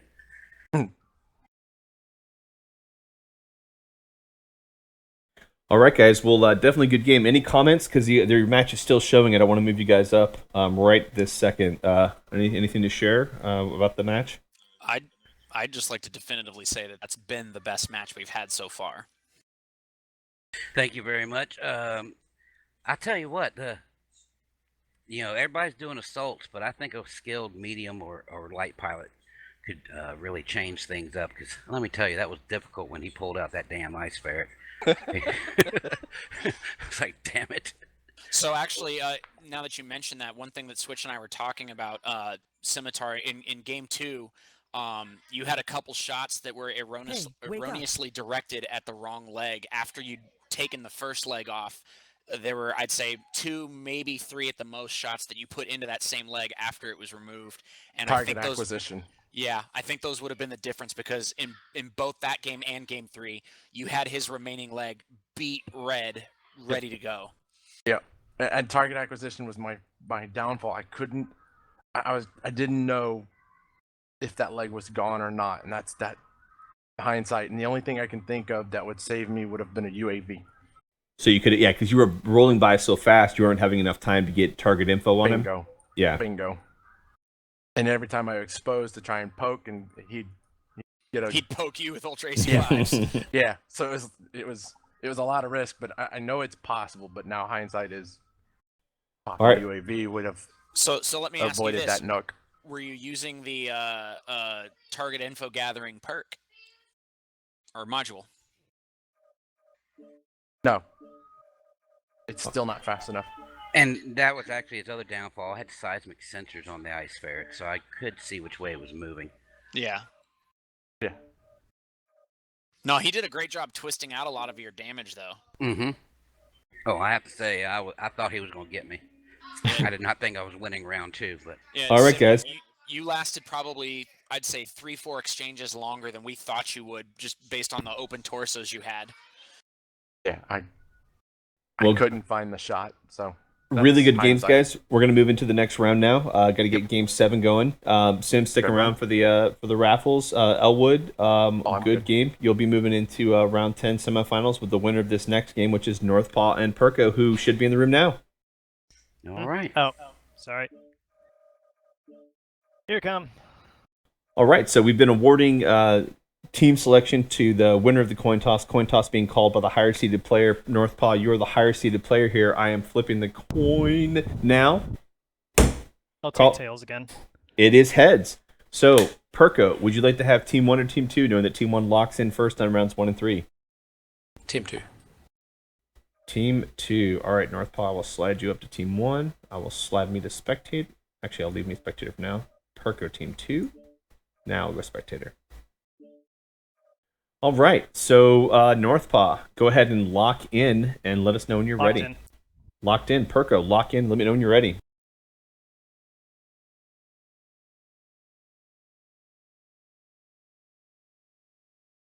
I assume that's the Cyclops. This is going to be an interesting thing. I honestly don't know what's better in the brawl. All right, boys, we'll crash and burn. So here we go. Going to be a Cyclops Q versus a Marauder 2C, I believe. Yeah, I think you're right. So it'll be the all SRM Cyclops against the SRM LB20 Marauder. Coin toss, man. It could go either way. You might give the edge to the Marauder on mobility, perhaps. Is that Cyclops, is it quirked for structure or anything? Do you know? Yeah, it's got some structure quirk. It's got speed too. I'm pretty sure he runs the 400 XL on that Cyclops. I think that's the engine he runs, so it moves pretty quick. In fact, we're gonna get in his cockpit right now. Yeah, he's running 6 SRM 6s. We'll see what his speed is when he engages. A max speed of 77. 77. So he has speed tweaked this and is running the 400. And a max speed of 72 on Perko. That actually surprises me that the heavier mech's the faster. Well, I think Perko's probably running a 380 in that, or a 360 even, to get all the weapons and ammo that he needs. Yeah. They are NASCARing, it appears. I don't know that either of them... Actually, it looks like Northpaw may be stationary. So I think... Okay, so here's something that I think is going to matter in this match is Perko's only got 14 rounds for his LB20s. So if he starts consuming those at range where the scatter, dilutes his damage, he's going to run out of those, and then he's going to have just the 4 SRMs left. Meanwhile, Northpaw has 6 SRMs and a significantly greater amount of ammo. So, I would have to say that Northpaw is okay with dragging this match out, and Perko's going to want it to end quickly. Northpaw waiting for the shot here. Perko not knowing where Northpaw is. And he just had him blip. Okay, so the UAV. Here we go. Oh, first blood goes to Northpaw, but Perko definitely outdoing him on damage. Yeah, Perko did substantial damage with that first shot, and most of it was CT. And now he's got Northpaw CT open. So now he's just looking to just end the match. Heavy exchange of fire here. I love these. Northpaw shut down. Perko should finish him off, and that's game. And he did that missing a torso too, so that's pretty impressive. Well done, Perko, pulling that fight out. Definitely a lot of damage being dealt there. I think we're going to see both of them. Yeah, both of them the 300s there. Look at that damage separation. 21 points of damage separating the two of them. That was, you know what? It was very brief, but it was a good battle. I think for round 2, Northpaw is going to want to be just a little more cagey. Maybe not engage at the range where they can reach out and touch each other's cockpits. Okay, that's awkward. I probably should have picked a different word.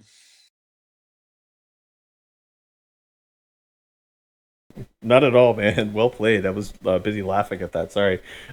So let's go ahead and get them locked in for round 2. I'm just closing up my window because the cold front is definitely starting to blow some cold air in here. All right. Man, you're down in Texas. I don't want to hear about no cold fronts. Dude, we're going from 78 to a low of 28 tonight. So that's a 50-degree swing, man. That's a big shift. It was 18 degrees this morning when I woke up. I don't even know what that number means. All right, I'm going to pull these guys up and let's chat with them. All right, guys, good game there. 21 points of damage separating the two of you on that match. Lots of SRMs being thrown around. So, let's see. For drop 2, Perko, you're going to need to lock in first. Okay. Where is it? Ready? All right, Perko is locked in. Northpaw, go ahead and lock in when you're ready.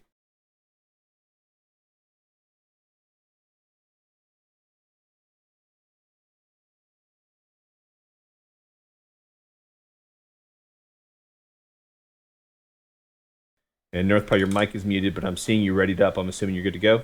My apologies, locked in. All right, guys, we'll crash and burn, Mech Warriors. So an 85-tonner versus a 60-tonner. I'm assuming that Perko brought a different Marauder 2C and that Northpaw switched to... I'm going to go ahead and guess he switched to a Mad Dog. Probably another SRM build, maybe? But one with more speed? I'm trying to think of what else I'd be using at 60 tons. I wouldn't be bringing a quick draw to this fight. I mean, Quick Draw's a great mech, but I don't know about for this fight. It looks like you brought a Rifleman, a Legend Killer. Okay. Command, eliminate all enemies, no matter the cost. Yeah, so he's got 2 LB10s and medium light. So he's got a little more range. He's probably got an XL engine in it with some speed. I don't know. We'll see how fast he's moving when he goes.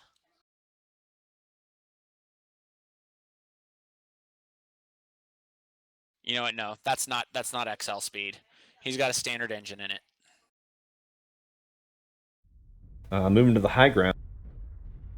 Perko is in a different Marauder. This is small pulse LB10s. Northpaw should get first blood with this exchange here. Oh no, Perko getting the first shot out. But at that range with LBX, it's only scratching Northpaw a little. Yeah, they're scratching each other from that range.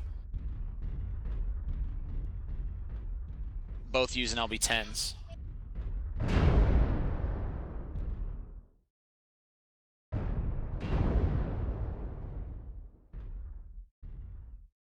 Now, Northpaw on the Legend Killer has about twice as much ammo for his LB10s. Perko, however, has twice as many secondary weapon systems to fall back on when he does run out. Perko moving to the left, trying to maintain some cover. Northpaw rotating to the right, trying to keep that range, I think. Perko moving to the base of the ramp. Northpaw set up, probably going to try to take some shots on him if he comes up the ramp. Looks like Perko's coming up the ramp. Northpaw putting the fire out. About even on damage now. Northpaw slightly up ahead. Yeah, so Perko's trying to close in where you can use those small pulses to be the differential. Northpaw rotating away. Still about even on damage percentages. But Perko's got a little bit more armor to give up than Northpaw does. Yeah. He's also got a higher DPS at anything under 165 meters. At least till his LB10s run out.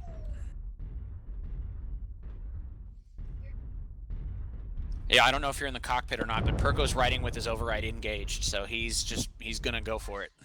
Yeah, good angles here. Northpaw looking down. Perko backpedaling. Perko cannot see Northpaw from here. Looks like he has a pretty good idea where he's at. He just can't spot him. And Northpaw's got him on radar. Moving out to the right, putting on shots, moving to cover. There you go. That was a good exchange. Northpaw another shot. Northpaw doing a good job of using armor or cover. It's all ammo at this point, or all armor at this point. And interestingly, in spite of the fact that he's in the heavier mech, Perko's armor looks to be more damaged based on the the diagram in the HUD. Northpaw setting up, waiting for that ramp advance again. Good shot. Perko really eating that one.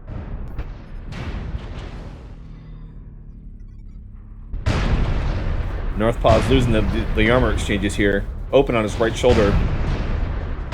Perko, open left shoulder. Perko loses an arm. Okay, so 3 of his 5 small pulses are gone.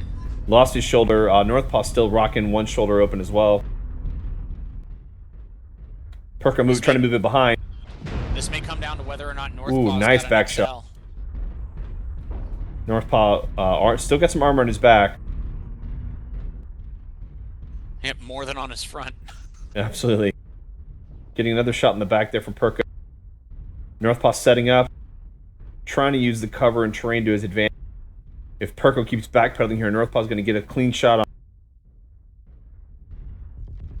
Oh! There it goes. Northpaw did not see Perko. Perko takes the shot. So that is an XL engine in that Legend Killer. I was kind of surprised.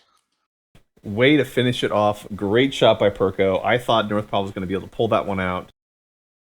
Absolutely fantastic game. And again, look at the damage here. 321 to 337. Northpaw putting out a ton of damage. That's a tight match. XL check failed. Absolutely. And I had these guys, interestingly enough, separated by 1 seed point. So I feel good about that. This is probably the most even battle we've seen. Let's bring them up here. Guys, hell of a game. Northpaw, I think, had you seen Perko advancing on that low right, I think it might have been yours to win, but he got the jump on you. Yep, didn't see him. Excellent game though, man. Way to use cover and advance. Perko finishing it off with those LBX shots, man. Just great game, guys. Your damage spread was super close both games too. Yeah, it was a really good fight. All right, guys. So Perko, you will be advancing into the semifinals. North Paw stick around. We'll have some raffles at the end. Really appreciate y'all's participation in tonight's event. Good times. Yeah, it's fun.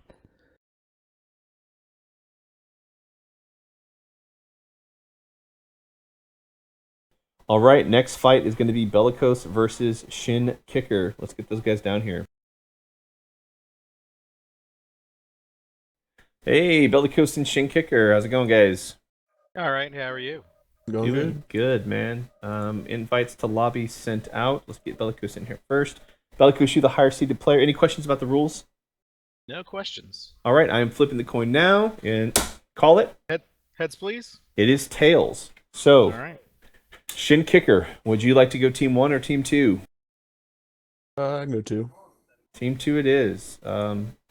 Bellicose, accept the invite. Accepting. All right, and then Shin Kicker, invite out. All right, so for round or drop 1, excuse me, Bellicose, you'll need to lock in first. All right.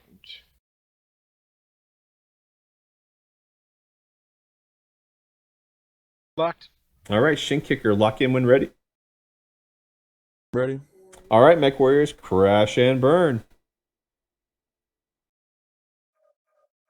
So 100 versus 75. I'm thinking Timby and Kodiak again. Timby and Kodiak. What's the Onichan? Is that? That's the Orion, right? Yeah. Is that 75? Yes, it is. Yeah, that's going to be what Bellicose is in. Okay. See, that was what I predicted before, and then I got proven wrong. So. No, he brought the Night Gear. Okay. You think it's the Gauss PPC one? It is the JK. And he is running 5 AC2s and 2 Flamers. So he's gonna be okay. So kind of like Shin Kicker running the 2 Gauss and small pulses again. so kind of like what Elwood was doing. He's going for a cool build. He will use those Ultra AC2s at standoff to just grind somebody down and frustrate them. And if they get too close, he'll use the flames to overheat them. Seems legit.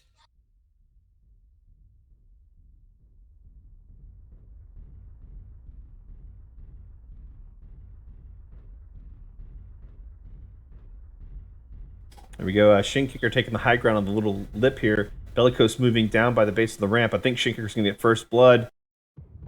No, first blood to Bellicose, but Shin Kicker doing more damage.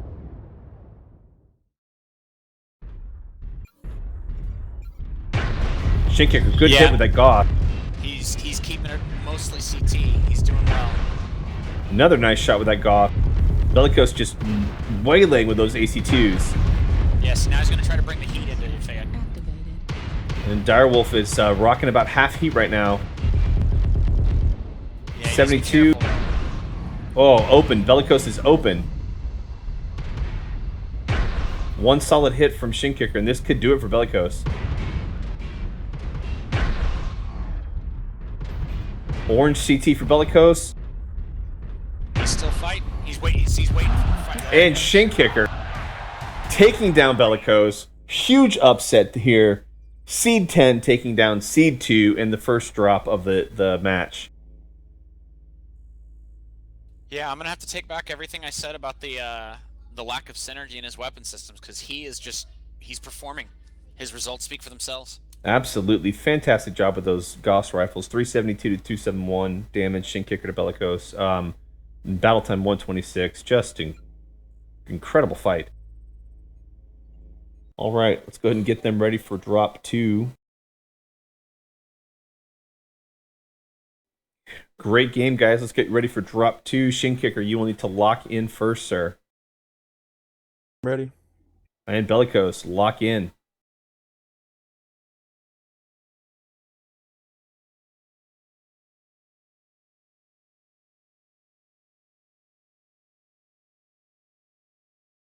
Ready. All right, guys. Crash and burn, Mech Warriors. So 2 100-ton mechs. I'm imagining 2 Kodiaks. Or no, Direwolf for Shin Kicker. He's not going to change mech. Yeah. So we'll see. Kodiak versus Dire. You know, I saved up the C-bills early on when playing the game when the clan mechs first came out, and I bought that Dire Wolf, and I just couldn't get over how bloody slow it was, and I wound up selling it. I couldn't stand it. So kudos to Shin Kicker for sticking with a mech that I couldn't make playable, and he's being very effective with it. Bellicose is in a Spirit Bear, and he is set up for Brawl.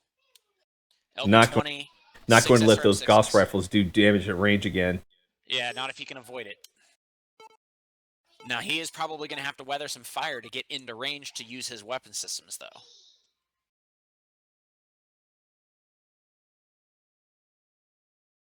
That's kind of scary watching a 100-ton mech get up to 90 kph. Right. Bellicose cutting around the ramp there. Looks like he's heading straight up the middle channel towards Shin. Shin going for that same position high in that ramp. Little mound of dirt.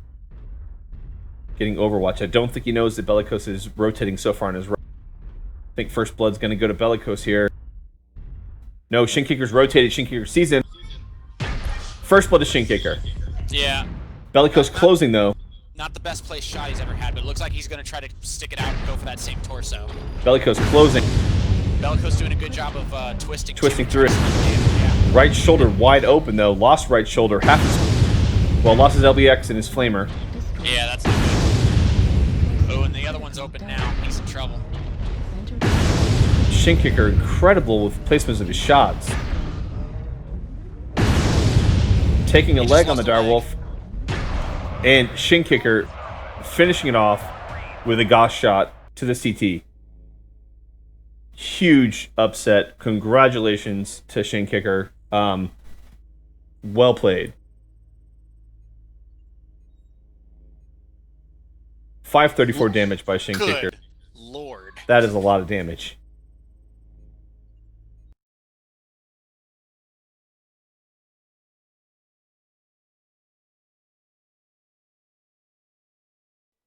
Good game, guys. Congratulations to both pilots. Shin Kicker, you will be advancing into the semifinals to face off the winner of Game 9. Thank you. Bellicose, good game, man. I thought you were going to have it there with that Spirit Bear. He's got really good aim.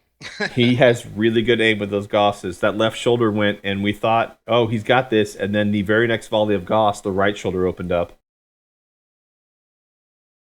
So great games, guys. That was really fun to watch. Appreciate you guys coming out and participating. I will move you back up one room, and then you guys go up one more whenever you're ready to move up.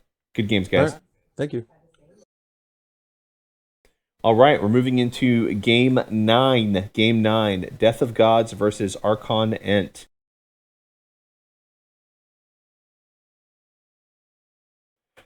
Evening, Death of Gods and Archon. How are you guys doing? Yep. Hey, good. All right, so Death, any questions about the rules? Nope. Go ahead, Archon. I was kind of hope it wasn't going to be death. But anyway. No worries, man. All right, so Death being the higher seeded player, you get to call the coin toss. I am flipping now. Call it. Tails. It is tails, sir. Would you like to go Team 1 or Team 2, knowing Team 1 locks in mech selections first on rounds 1 and 3? Oh, you always gotta watch out for number 2. Yes, I'll be number 2. Team 2, inviting to lobby. Who does number 2 work for? Thank you for that, Batman. Made All me right. smile. Invite out, Death.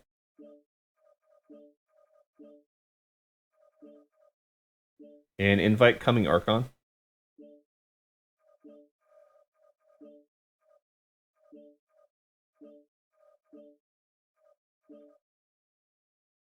All right, Archon, please lock in your mech selection.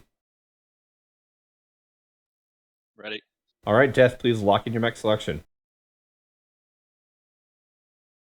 Oops, sorry, clicking on the wrong thing. Ready. All right, guys, I'll move you into your private lobby so you can talk as much trash as you like. Crash and burn, Mech Warriors.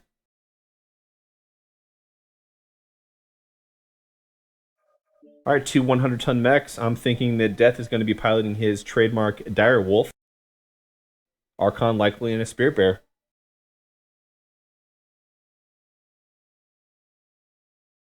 So this has definitely been the event of the assault mechs. Absolutely. I confess being mildly disappointed that no one had the gall to bring like an Oxide or something to the fight, but you know, what can you do? Well, I would definitely have brought a Nova for the duration of most of this. I probably would have as well. I'm curious to see how my Nova would have stood up to that Gauss Direwolf. Well, if we've got time at the end, maybe we can get Shin Kicker to do you guys play An exhibition just for the hell of it. an exhibition just for the hell of it. See how poorly I do. You can get my live commentary as I get my ass kicked. So Archon moving to the Dirtbound on the north end of the map, and Shin Kicker. He is in the Spirit Bear, as said. And Sorry, Shin Death of Kicker Gods. is in the Direwolf. Sorry, Death of Gods. Yep. Death of Gods is in the Direwolf. Now he's got the Ultra 10s and Ultra 5s like the Kodiak 3, but he's also got a bunch of ER smalls in the arms. He's moving to the top of the ramp here. Archon closing from the other direction. I don't think Death knows where he's at. He's looking to the right. Nope, he's found him. He's got him looking. on radar. Archon tucked into the corner here. Interesting. Is there a way for him to come out over there? Only out to the left, like where. So he has to walk into Death's guns. Pretty much. Put himself into a corner here. I'm in his cockpit watching now. And he looks like he's trying to wait this out. Here we go. First blood, Death of Gods. Yep, solidly. Did a lot of damage to his Archon's arm there. Minimal damage to Death of God's mech. He's got a little bit of splash on his on the armor on the left side, but he's 87% for Archon. 97 for Death. Yeah, the out of game percentages aren't showing. I'm gonna stay in the cockpit. Here comes Death of Gods. Archon advancing. Spreading his fire across. Looks like he's focusing on that right leg, maybe.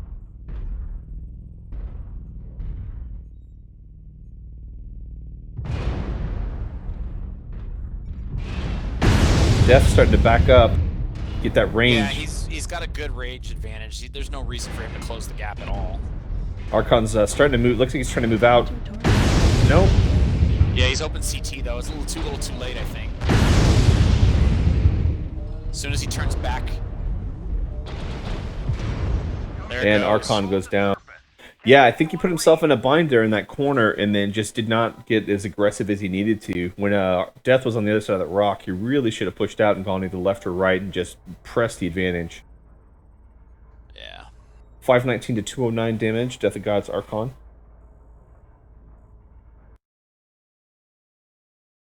So the Direwolves are cleaning up around here. Absolutely. Let's go ahead and get these guys back up into the room and get them set for drop 2. It was way behind you. All right, guys, let's get you ready for drop 2. Drop 2, Death of Gods, please lock in first. Ready. And Archon, please lock in.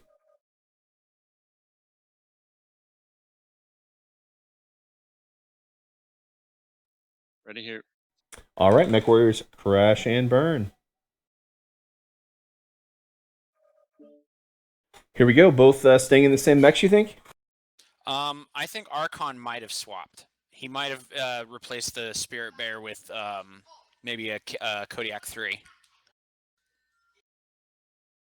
He had to realize after that first round that he was at a disadvantage at range. And so he's not going to want to concede that same range advantage a second time. That's my guess. This is command. Archon's in a DDC. No matter the cost. Archon going with the Atlas.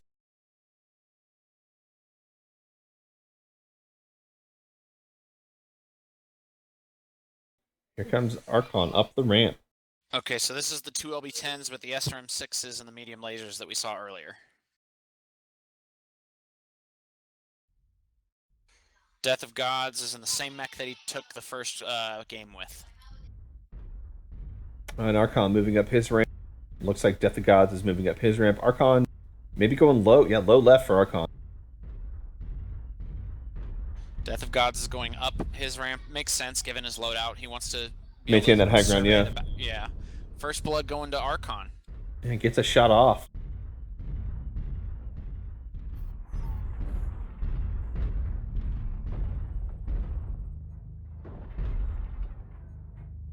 All right, so once again, I think the Direwolf has the range advantage here. Those two LB10s have decent range, but it's just not enough firepower for. Well, and they're so low mounted too that if he doesn't get around this terrain, he's gonna just hit dirt. Yeah, no, he can't afford to sit back and engage at that distance. He's got to come in. But he's doing a much better job of getting there this time. At least it looks that way from where I'm at. Nice shots. Definitely up on the exchanges now for Archon. He's moving towards the ramp. He's got a little hitch in his get. I think he's got a little bit of lag problem tonight. Relatively even on the damage spread so far. Now, Archon does have structure quirks in this mech that the Direwolf does not, so that may come into play. CT orange on him. Not quite twisting enough to use the advantage of the twist. Wide open torso for Archon now. Yeah. Death gonna finish him off in just a second. Yep. Goes. Good so he's game. the first of our players with a bye that was not upset.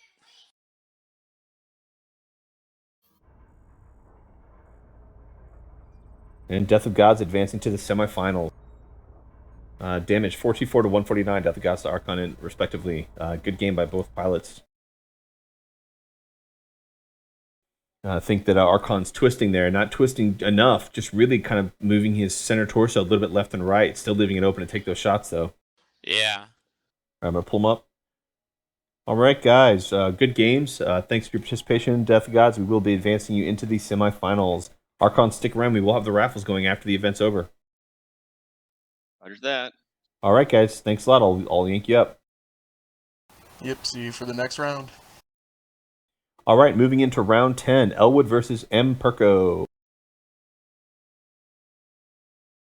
All right, Elwood and M. Perko. How you guys doing? Pretty good. How are you? Doing well. Perko, you're the higher seeded player. Please call the coin toss. Coin is tossed now and landed. Tails. It is heads, sir. Elwood, would you like to go team 1 or team 2? Team 2 gets... Yeah, team 2. All right, sir.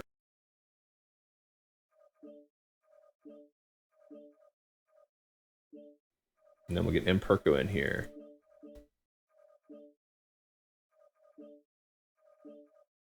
All right, Perko, please make your mech selection and lock in.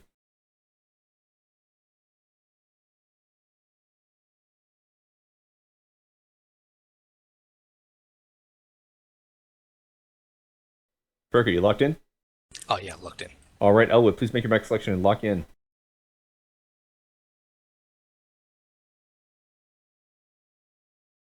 Locked in. All right, boys. Crash and burn mech warriors. Have a good time. All right. Looks like a 100-tonner versus 85-tonner. Elwood likely in the KDK3. And the hero Marauder from Perko. Absolutely.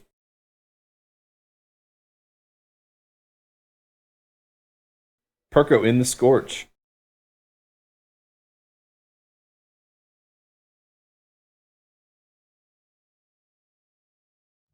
This is command. Eliminate all enemies, no matter the cost. I've got 4 SRM6s, 2 LBX-20s on Perko. And 4 Flamers, 2 and 4 5s on Elwood. Yep, same loadouts they've been running this whole time.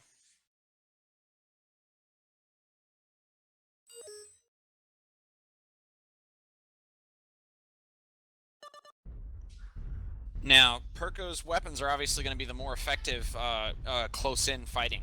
However, with those 4 Flamers, I think Elwood could overheat him and shut him down if he's patient with his shots.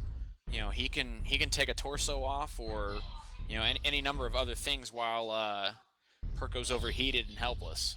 I would like to see Elwood be a little bit more aggressive this round. You think? I'm not sure I'd want to close into those LB20s. With those Flamers, though, man, I think it's oh, here we go. Elwood primed for the shot. First blood, Elwood. Going for the shutdown. That did not work out well. I do believe I made a statement about that. that went fast. Yeah, Ultra AC5s are efficient weapons, but they take time to deal damage. Perko finishing off with 183 damage to Elwood's 51. And he probably put every last point of it in the CT. I didn't catch the battle time on that, but it was short. 51 seconds. That was fast. All And right. the first 45 of that were maneuvering. Well, that was fast. Yes, it was. Elwood, please lock in your mech selection. Locked in, ready to go. Perko, please lock in your mech selection. Locked in, ready to go. All right. Crash and Burn Mech Warriors.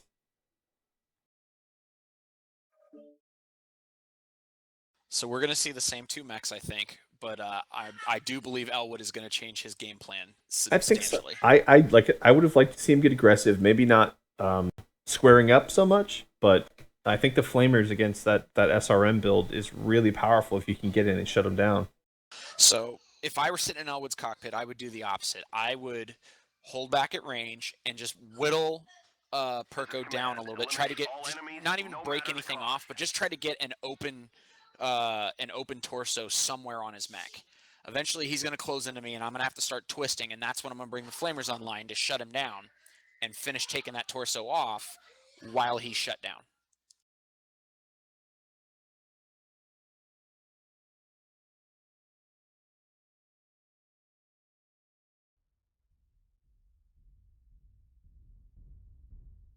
So as expected, Perko in the same mech.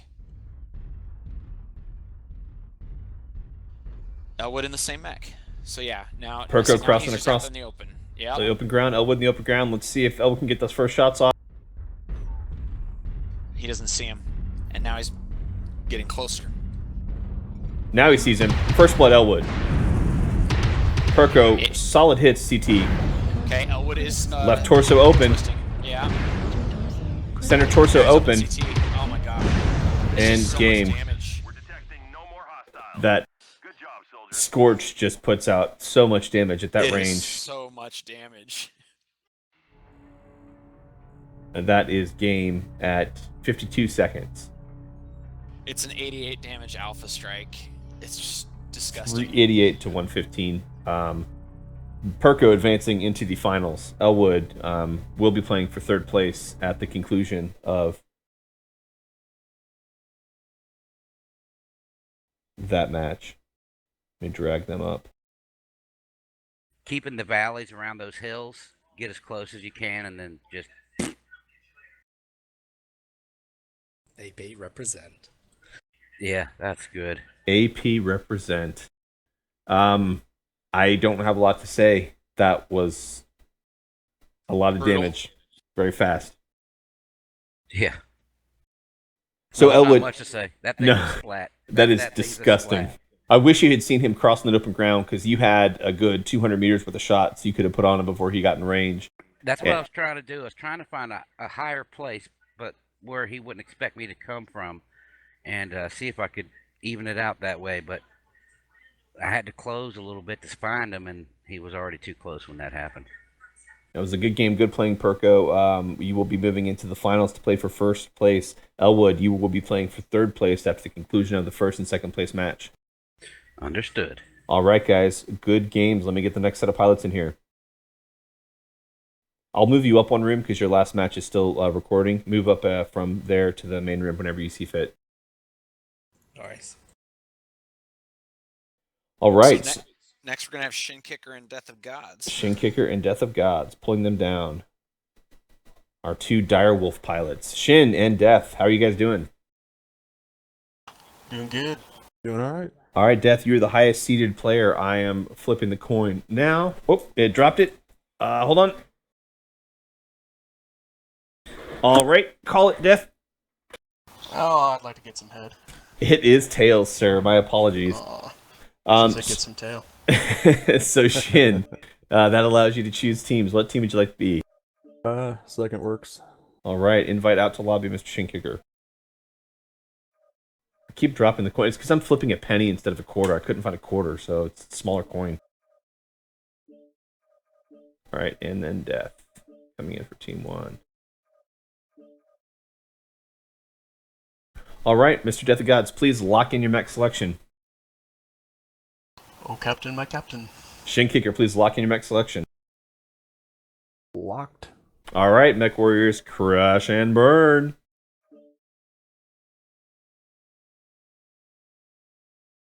I'm anticipating 2 Direwolf. Concur with your assessment. Now, what will be interesting is it's the pinpoint damage of the dual Gauss versus the screen shake and the DPS offered by those Ultra ACs. We haven't seen the Ultra AC Max be able to take down Shin Kicker's Dire yet, but you know it might be a little different this time. I'm not sure. This is command. Eliminate all enemies, no matter the cost.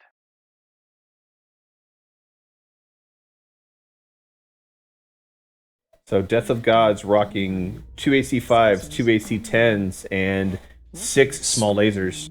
Yep, same mech you used last round. And same mech that Shin Kicker's using with the 7 small pulse, 8 small pulse, and 2 Gauss. Correct. Let's see this unfold. Looks like Death is heading for the high ground. Shin Kicker is not taking his ramp. I'm a little surprised.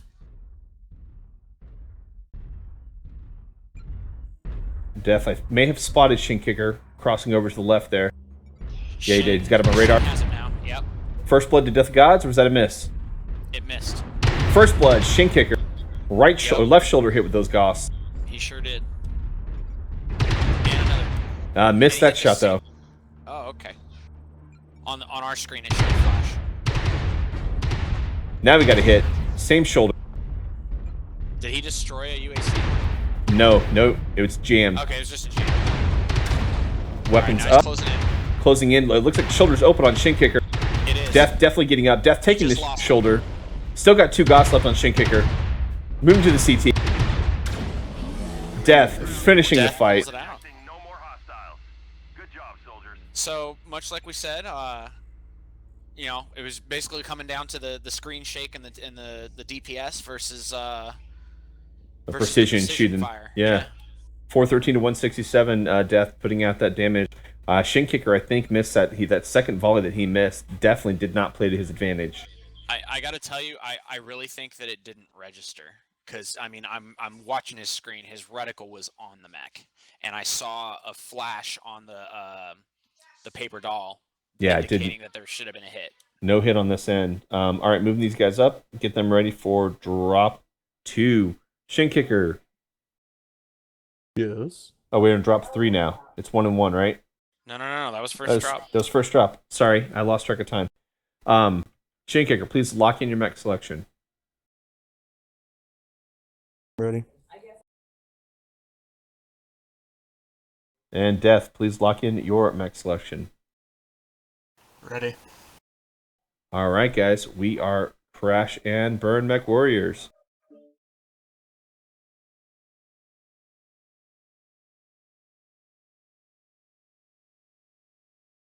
I think we're going to see the same 2 mechs. I think you're absolutely right.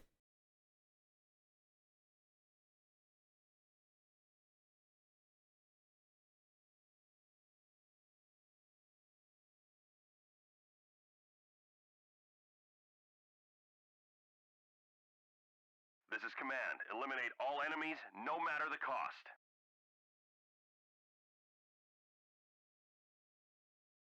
Nope, Death of Gods has brought a different loadout this time. He's got 6 LB5s. You know, I'm honestly not sure why he changed it up. That last round went well for him.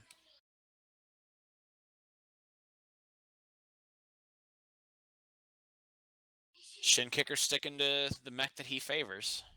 So we'll see if Death of God's decision to change things up is more for a surprise value or what he's got going on there. Yeah, he's taking the same route up the ramp there, looking for across the open ground. Moving around that dirt mound that he likes so much.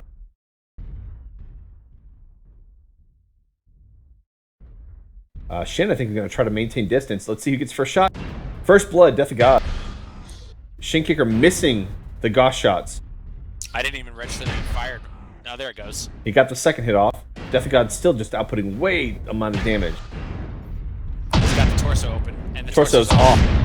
Going for the second torso. That was the Gauss torso too. So this is his to win. He needs to slow 3-5. There he goes. Finishing it off.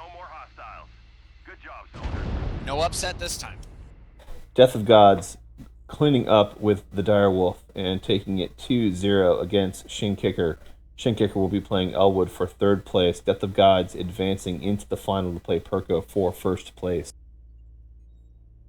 Those damage numbers, 96 for Shin Kicker, 597 for Death of Gods. Death just putting out a lot of damage with those LBX.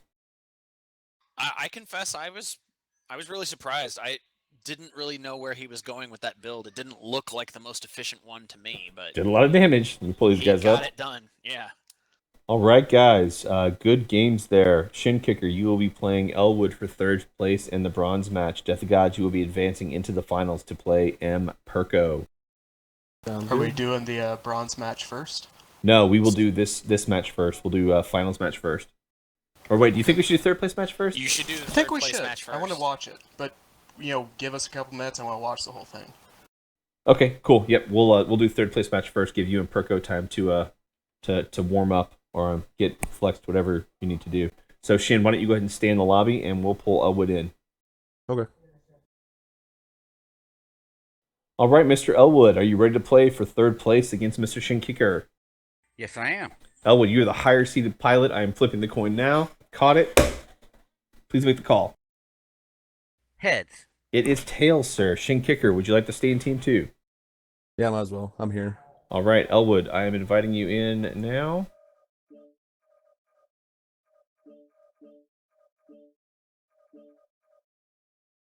All right, Elwood, please lock in your mech selection.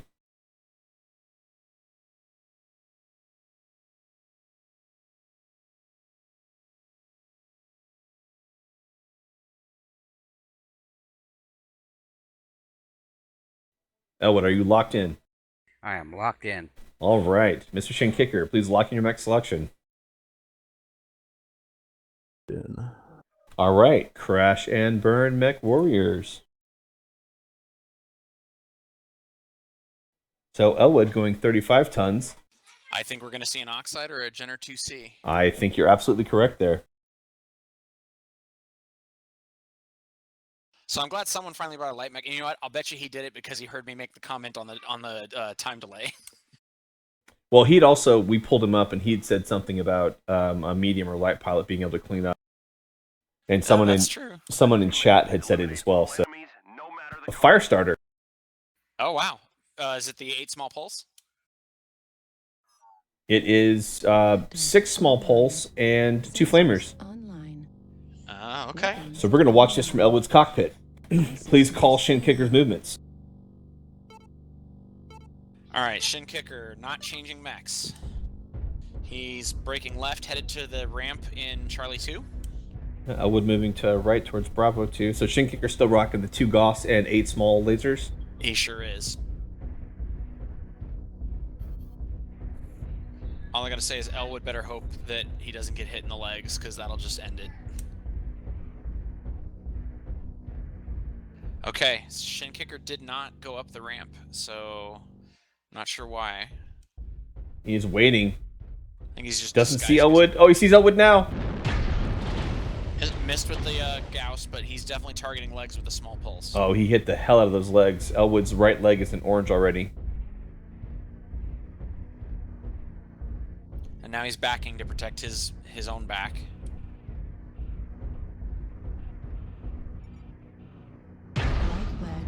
Right leg critical, right leg open, right leg down. There goes. Shin Kicker finishing that off.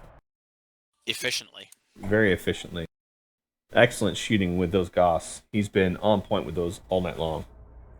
I definitely think next season for MRBC we need to look at picking him up as one of our Gauss snipers. I can't do it. 92 to 11 damage there. Efficient shooting by Shin Kicker. Let's go ahead and move into drop 2. All right, guys, good drop. Let's go and get ready for drop 2. Shin Kicker, please lock in. Ready? And Elwood, please lock in.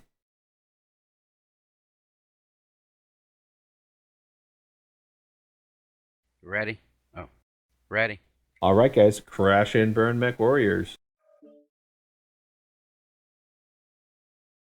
So Elwood going back up to 100 tonner, believing he's probably going to be bringing probably a KDK3. Probably. It's worked for him up to this point, so why change?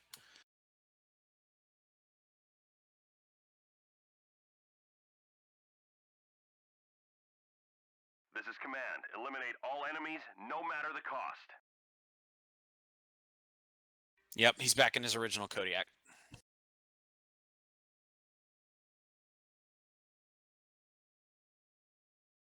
Now, something's wrong. It looks like he's already burned, or he didn't replace his slot 1 consumable. So one of his cool shots is not there. All right, Elwood moving towards his ramp. Shin Kicker moving towards his dirt mound.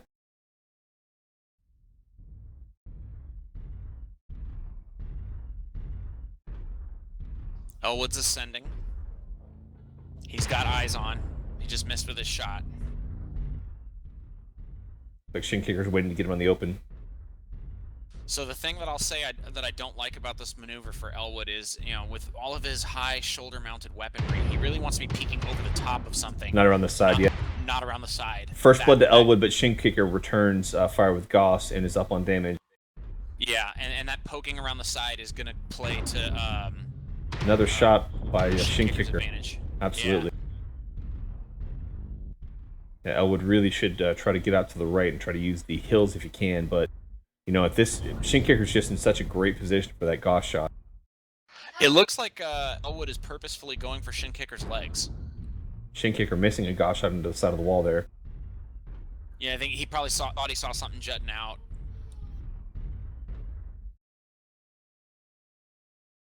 All right, so now Elwood's ducking down a little bit. Yeah, okay, so he's breaking contact. He might be looking to hide behind one of those rocks and try to poke over the top of it. Shin Kicker moving on in mirror of this movement. I think Shin Kicker's going to get Goss shot off right here. No, his Goss is kind of low mounted, so yeah, he had to back Scores a out hit. to get that shot. Yeah. Damage is pretty even though, 89-91. Yeah. Another great shot. Up until that last shot, though, I would have said Elwood's is better placed. Elwood moving to the right. Another great Goss shot by Shin. Elwood putting out that fire. Going for legs. Left leg is almost open. Right torso open on Elwood. Left leg open on Shin Kicker. Elwood's lost an autocannon. Taking the leg. Lost the torso. Can he get the other leg? Destroyed. Left arm destroyed. Right destroyed. Center One weapon left for Elwood. Trying to close. And he's down. Almost pulled that out, Mr. Elwood. It was a good try.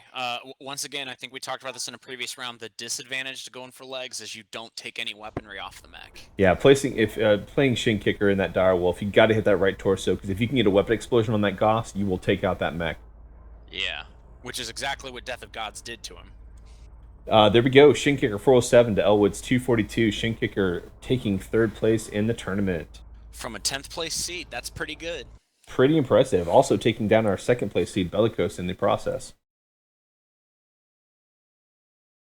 Actually, every match Shin Kicker played, he played against a higher seeded opponent. So, I mean, kudos to him. Definitely going to be rethinking his seeding in the next tournament.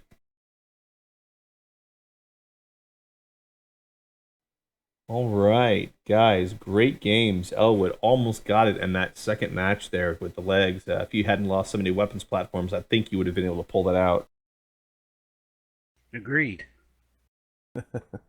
But good games. Congratulations, Shin Kicker. Excellent shooting with those Goss rifles. You are third place, man. Good job. Thank you. Yep, I will send you a code for an Oxide. You don't have an Oxide, do you? I don't believe so. Awesome. Well, It's a great mech, man. I hear good things about it. awesome. Well, congratulations. We are going to move on to the final round between Emperco and Death of Gods. Stick around, guys. Cool. Thank you. All right.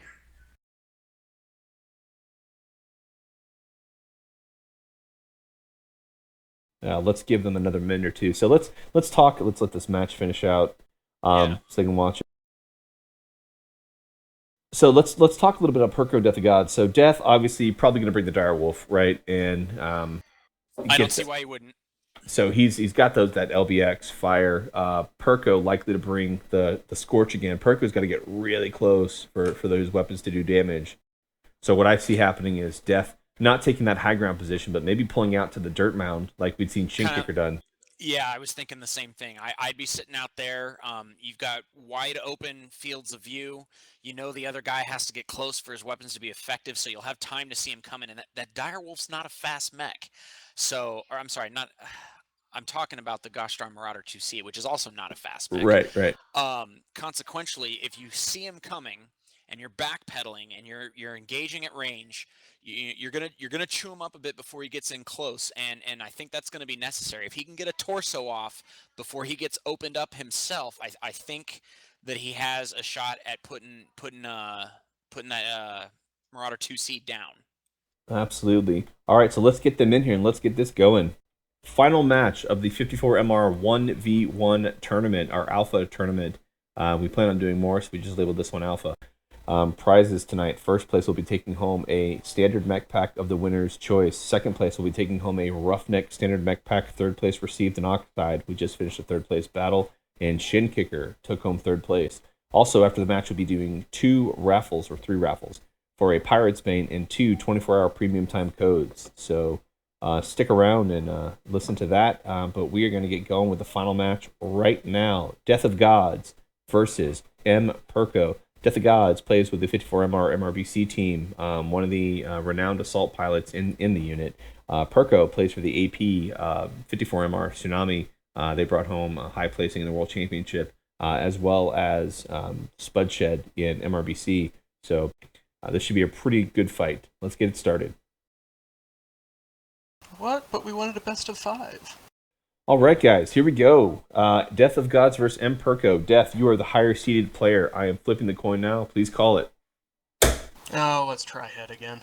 It's tails, man. Damn. All right, so Perko, what team would you like? Team 2, please. Team 2 for Mr. Perko. Invite going out to Mr. Perko. Hey, Perko, what did you guys end up doing in World Championship? Did you guys get, what was it, 10th? 9th? 6th. 6th. That's right. 1 place out from the top 5. All right, Perko is in, putting him on Team 2. Invite out to Death of Gods.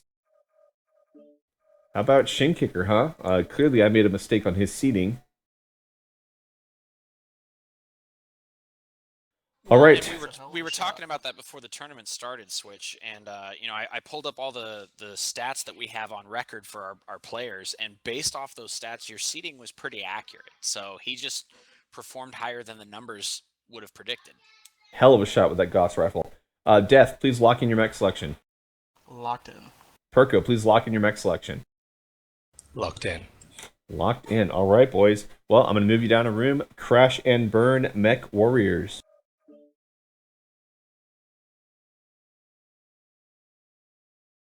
So 100 ton versus 40 tons. A Viper, you think, or a Cicada? Ooh, probably a Viper. It's the more mobile mech. I mean, jump capable and all Cicada that. 2B. I like that mech. I run 5 medium pulse on that mech, and you remember that thread we posted in our forums about our top 10 most played mechs? I think that is one of mine. No matter the cost.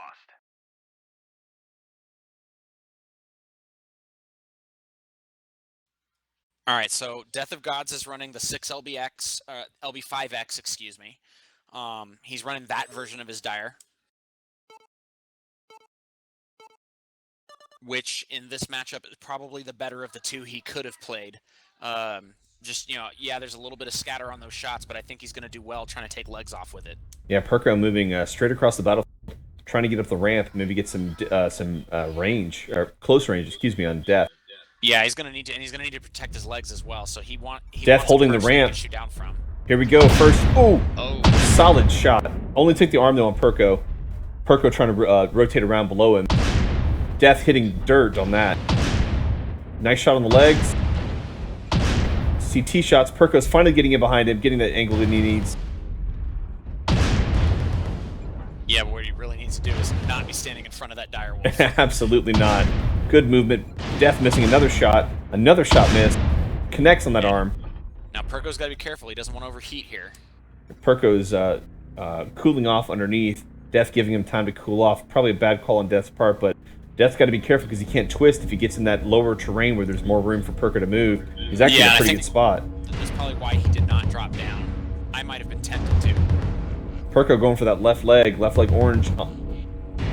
Doing a good job twisting through it. Death not connecting on all of his shots. Death not quite sure where Perko is.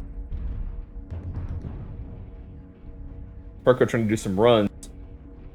Yeah, he's just gonna do some strafing with the as little FaceTime as possible.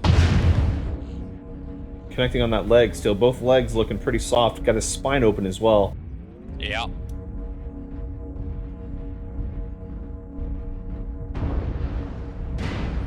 Oh, he's down low now. Drop down. Perko's definitely going to need to take advantage of this. Yeah, so Perko can now shield his legs somewhat, although if he keeps dropping off the ramp like that, he wish he Oh, right leg looking soft for Perko. Perko in behind him. Death having a hard time getting out of there. Perko's really hot right now. Needs to burn that cool shot. He needs to run. Oh, both legs open up on Perko. Both legs open up on Death. Mix. No, there goes Left one leg. mix. Oh, can he do it? Both legs. Shooting the wrong leg. He's got it. Perko Oh my goodness, Perko took it down. brings it home. That was absolutely fantastic. Great match by both pilots. That's just straight up good piloting right there. I thought when he jumped down off that ramp to close with the Dire, I thought that was a mistake. But yeah, I mean, 378 to 218. A significant amount of damage by Perko output. Death missing some of those shots and the beginning, the opening exchanges really cost him, I believe. Had he connected on one or two of those, it would have been a different game entirely. First, also that first volley that hit right arm for Perko instead of torso, that could have gone entirely differently. Yeah. So let's move into drop 2. Get these guys up here and get them to lock in their mech selections. Great game, guys. That was very exciting to watch. Thank you for that. Moving into drop 2, Perko, please lock in your mech selection.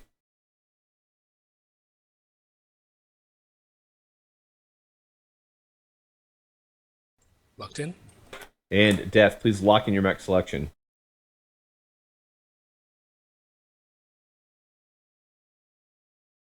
Locked in. All right, Mech Warriors, crash and burn. Here we go. Death probably rocking the same mech, and Perko's probably switched to his Marauder. I think Death may have gone back to the Ultra AC Dire. Just based on the time he spent to lock up. If he was staying in the same mech, and again, it's all hypothetical. I'm just throwing ideas out there. But he would have locked up immediately when you called his name. If you'd be so kind as to get into his cockpit and let us know for certain. This is command. Eliminate all enemies, no matter the cost.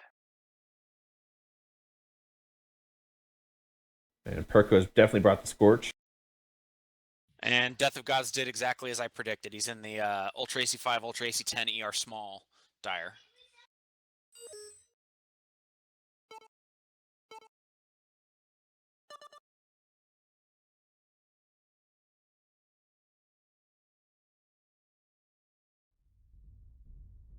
And Death of God's making an advance to the ramp again, it looks like. Nope. Avoiding the ramp. Going for the dirt mound, it appears. Well, that's where he needs to be against that Marauder. And Perko trying to close aggressively through the terrain. I don't know if he sees him. He does not see him. I'm in Perko's cockpit now, and he doesn't have eyes on him. Death is getting to the top of the hill here and needs to turn quickly. All right, he found him. Death turning. He's definitely using those maybe 10, 20Xs from too far away, I think. But Focusing on the back, so maybe not. Focusing on that shoulder really well by Death. Perko twisting through it like a ball. Yeah, but his damage is all spread. He put too many rounds in the back of that Direwolf, and now he's shooting off front arm. And here comes both shoulders open on Perko. Ooh, he got one. Got one. They've both lost the torso now. CT open on Death. Death of Gods. bringing it in. Out. What We an are gonna excellent have fight. Game 3. That was great. Excellent job by Perko twisting through that. To your point, I think he wasted those first few volleys. Not wasted, but that damage to the back really had no play in the game once they face tanked each other. 529 damage to 465, a significant damage output from Perko. And Death of Gods did what I stated needed to be done in that matchup. He withdrew and held back and did as much whittling as he could before Perko got into the maximum effective range of his weapon systems. Absolutely, just fantastic playing and piloting by both of these guys. Definitely glad that it ended up at this close of a fight. Let's bring them up and just get them set for drop 3. Another excellent, exciting fight, guys. Well done. Let's get ready for drop 3. And drop 3, Death of Gods, you must lock in your mech selection first. Oh, ready. And Mr. Perko. Ready. All right, guys. Crash and burn mech warriors. And here we go. I believe the pilots maintain the same mechs. I concur.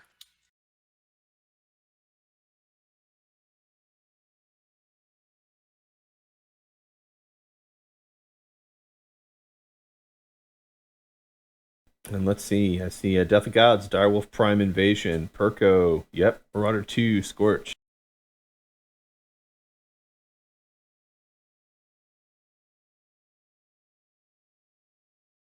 This is command. Eliminate all enemies, no matter the cost.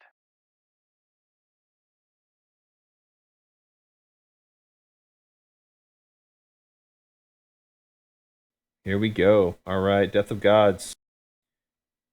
Moving up in that giant direwolf. And then the Scorch on the opposite side of the field. We are 1-1. 54 MR tournament. 1v1 tournament, Alpha tournament. These two are playing for the first and second place. Alright, so Death is moving out to that Alpha to the dirt side mound. corner again. Yeah. And Perko appears to be making the same move up the right side of the sand pit there.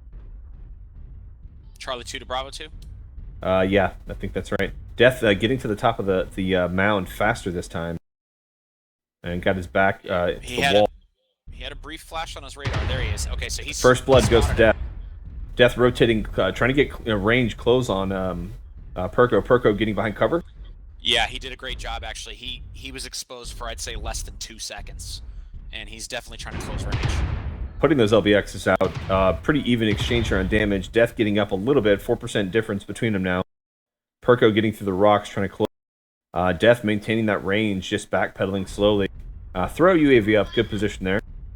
Yeah, I don't like ducking down behind that hill though, because now I Scorch don't can either. get within 100 meters of him before you can put weapons on him. Yep, he's moving back up. I think he realized his mistake. Scorch able to close though. 87, 84, really close at this. Scorch just putting out that SRM damage.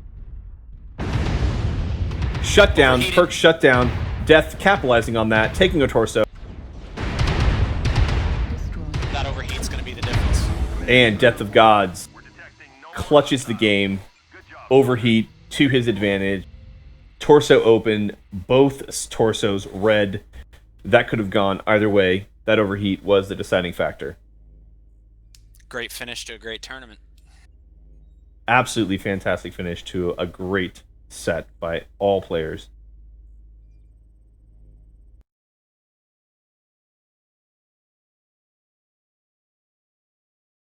We hit the toggle override off instead of cool shot. Great game, guys. Death of Gods clutching it. Perko, that shutdown cost you the game. Yeah. So, Death, you are the winner of the Roughneck Standard Mech Pack. Or, I'm sorry, your choice of Mech Pack. My apologies.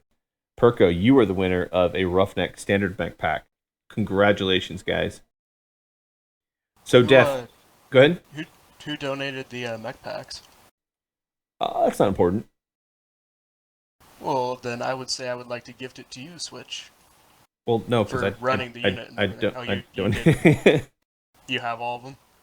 I've got enough. Yeah, if you feel like donating it, we can raffle it off instead if you don't want to take it. Yeah, let's go ahead and raffle it. I have all the mech packs. All right. Yeah, I've got a sufficient amount of them. So cool. Yeah, we will raffle off the first place winning Death. That's quite awesome of you. And second place, Perko, the Roughneck mech pack for you, buddy. Awesome. Cool. So here we go. I will drop us up to the main room. Before we do that, though, can we talk about that match real quick?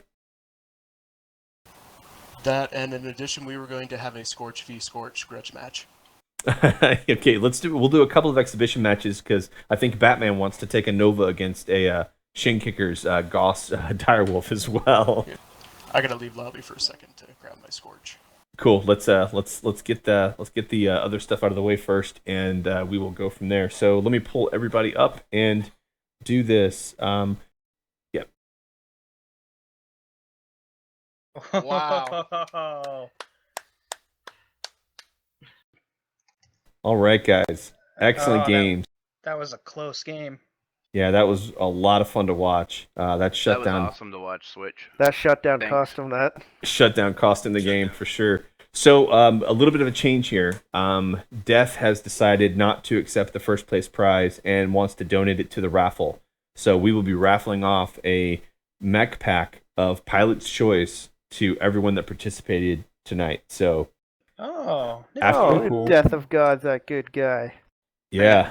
And then after that, we will raffle off a Pirate's Bane, and then we'll raffle off 2 24-hour premium time codes. So give me just a second to get my raffle engine going, and we'll go from there.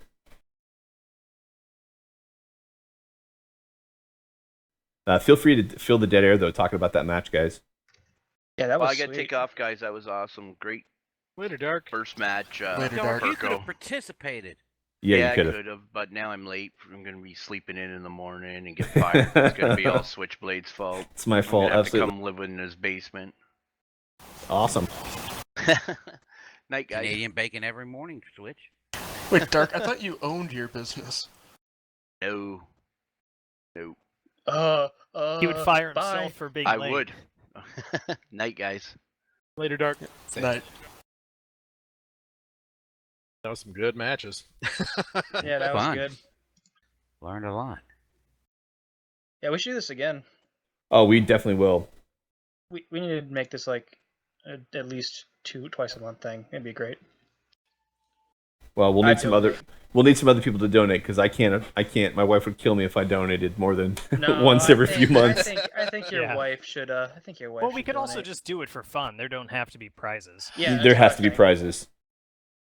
Okay, I guess there has to be prizes, guys. There will be Doesn't blackjack Unit and Coffer have a hookers. whole heap of MC? Well, I think some of y'all were around when I ran that free for all tournament back in April. I'm looking to do one of those again if you guys would be interested. Very much Okay. so. That'd be cool. Oh yeah.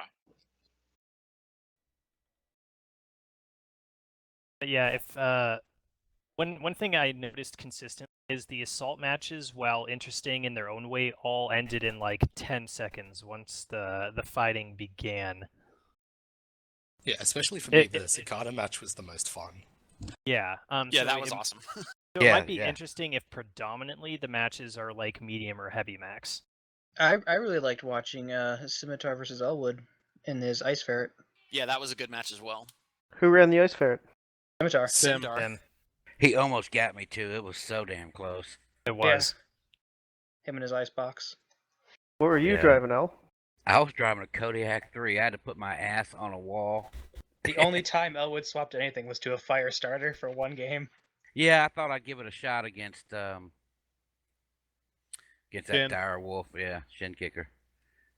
I had an interesting build on a Cyclops ready to go too.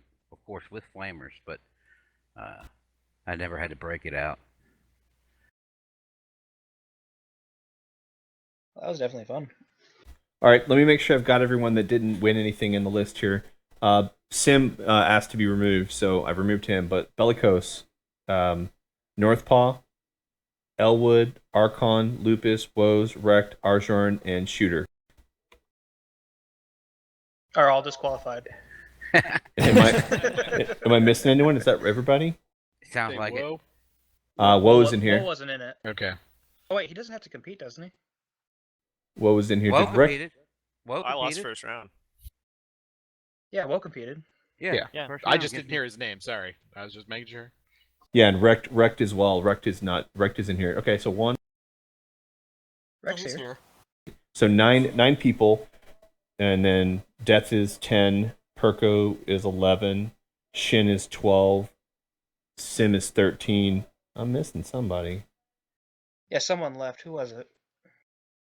Dark you left, had, wasn't you it? had Didn't you say 13 Sim was excluding himself?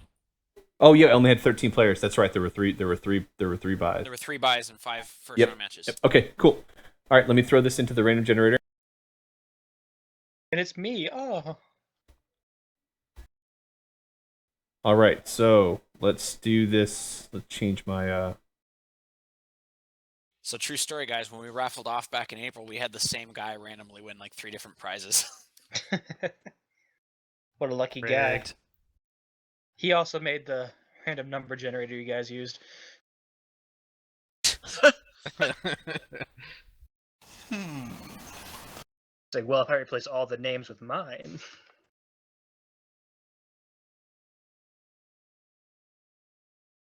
You guys will just have to trust me. So here we go. I'm clicking pick random name. This is for the pilot's choice of a mech, standard mech pack. And I dropped the coin. And the winner is Elwood. Yay, Elwood. Marauder 2C, please. What? You didn't. It's almost like you had that answer ready to go. You didn't even wait. Well, All right. after getting owned by that thing. Well, just so you know, you still have to buy the hero to get that particular version. That's okay. I'm halfway to the hero with the standard pack, right? Yeah. All right. So now we will remove Elwood from the list, and we will draw for the Pirate's Bane. Here we go. Woes winning the Pirate's Bane. Oh. All right, that's the one I want. Sweet. I'm glad you got it because I already had one of those. Oh, I love the Pirates Bane. I've never. Hey, I'll take more than one. All right. 24-hour premium time code goes to Bellicose Drake. Yay, Bellicose. Hooray! How Damn, many hours Mech does he Warrior already Bellicose. have? Yeah. I was gonna say, actually, you could put that right back in there because I have like a year right now. Yeah. I've got 560 something days. So. I think I've got 13,000 hours. All right. So Archon 24-hour premium code. Go. And then one more. Goes to Wrecked. Wrecked 24-hour premium Hey, code. Wrecked. Nice Awesome. Wrecked. Congratulations to all winners. Thank you. Yeah, It guys. was a really good tournament, guys. I really enjoyed myself both watching and playing. Yeah, that was a lot of fun. It was a lot of fun. What was everyone's favorite moments? So the Beating Sim. beating Sim was great. My favorite moment was when Elwood shut down Sim and then proceeded to shoot the wrong fucking leg for like 5 shots. That was pretty funny to watch, but he found out. And my second favorite moment was when Elwood decided to get to square up. Elwood. Square up. Yeah, they are. They're Yeah, both they are. Elwood. When Elwood decided to square up against that Scorch and died in 50-something seconds. 51. 51. 45 what- was maneuvering. What about you, Batman? What was Had your the favorite charisma moment? prize. You know, I gotta say I liked the dueling direwolves, the precision fire with the Gauss rifles versus the autocannons. I enjoyed that match. Considering I personally don't like the direwolf because of how cumbersome it is, those two pilots really made me give that mech a second thought. Of course, now I got to take my Nova out and try to kill one. Perker, what about you, man? That's what you want, because I am so game. Actually, the fight with the Cicada and the Direwolf. Just that last moment where I was legged and on one, like, you know, a couple of his LB shots would have killed me, and and that last hit. Nice. Perko, I just sent you the code for the Roughneck Standard Pack. Okay, cool, thanks. Yeah, man. And then Archon. Anybody else? What about you, Mr. Death of Gods? Ooh. I'd actually say the Elwood moment was my favorite. The first one with the Flamers shutting down Sim was my favorite, but if I had to pick another one,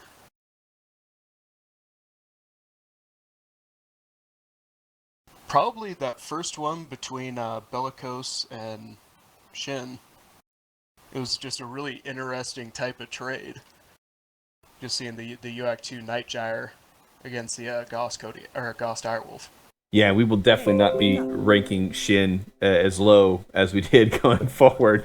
No, he's accurate as hell with those Gauss rifles. Seriously, man. Good shooting. Shin the sniper. Thank you. Archon sent you a code for 24-hour premium time, and Rec sent you the code for the 24-hour premium time. Woes and Elwood, give me a few minutes, and I'll get that out of the store. There is, while I get that stuff taken care of, though, there were a couple of exhibition matches that we wanted to have, if you guys want to hang out.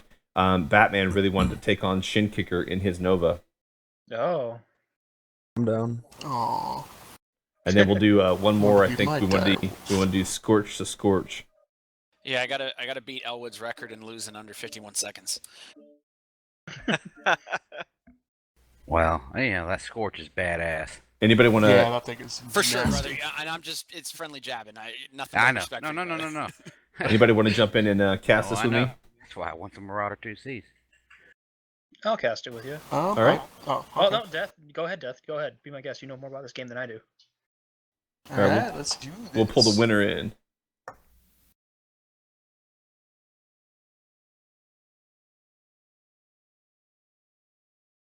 All right.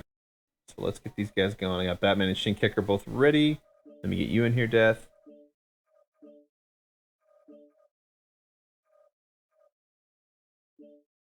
All right.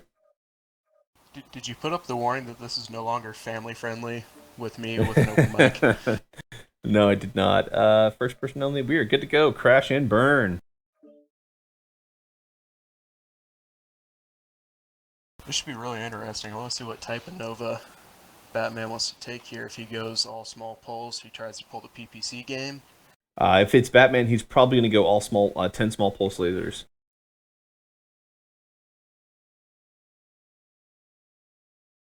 And we'll see Shin Kicker with these Gauss rifles all night long, man. Just precision shooting. Command, eliminate all enemies, no matter the cost.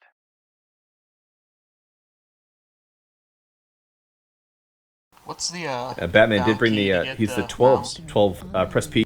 He is an all 12 small pulse. P will give you the mouse. 1 will put you in Batman's cockpit. Shift 1 will put you in Shin's cockpit, and then V will take you back out of a cockpit.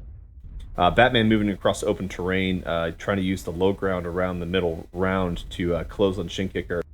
Looks like Shin Kicker's trying to head for the back of the ramp, not taking the ramp itself. Looks like Bat might be trying to keep under cover here. Use the blocks and the difference in height in the terrain. Batman hasn't spotted him yet. Neither pilot has spotted the other yet, but Batman's starting to close. Looking to his left. Shin Kicker's off to his right. Shin Kicker might get first blood here. Target acquired. First blood Shin Kicker. Good shot. Solid hit to the left leg. Orange left leg on Batman at this point. Batman trying to twist through it, get back around. Don't think he knows quite where he's at. No seismic blips for him yet. He's still moving. He stopped moving, trying to get seismic. Shin Kicker's pulling back to try to keep range. Yeah, Batman still thinks he's close. He's stopping, trying to pick him up on seismics, not realizing that he is at quite a distance. We're both kind of trying to play the corner game right now. Shooter's got the advantage, though, if Batman sticks where he is and sticks his nose out. If Batman's arm comes off of that cliff, it's going to get shot right off.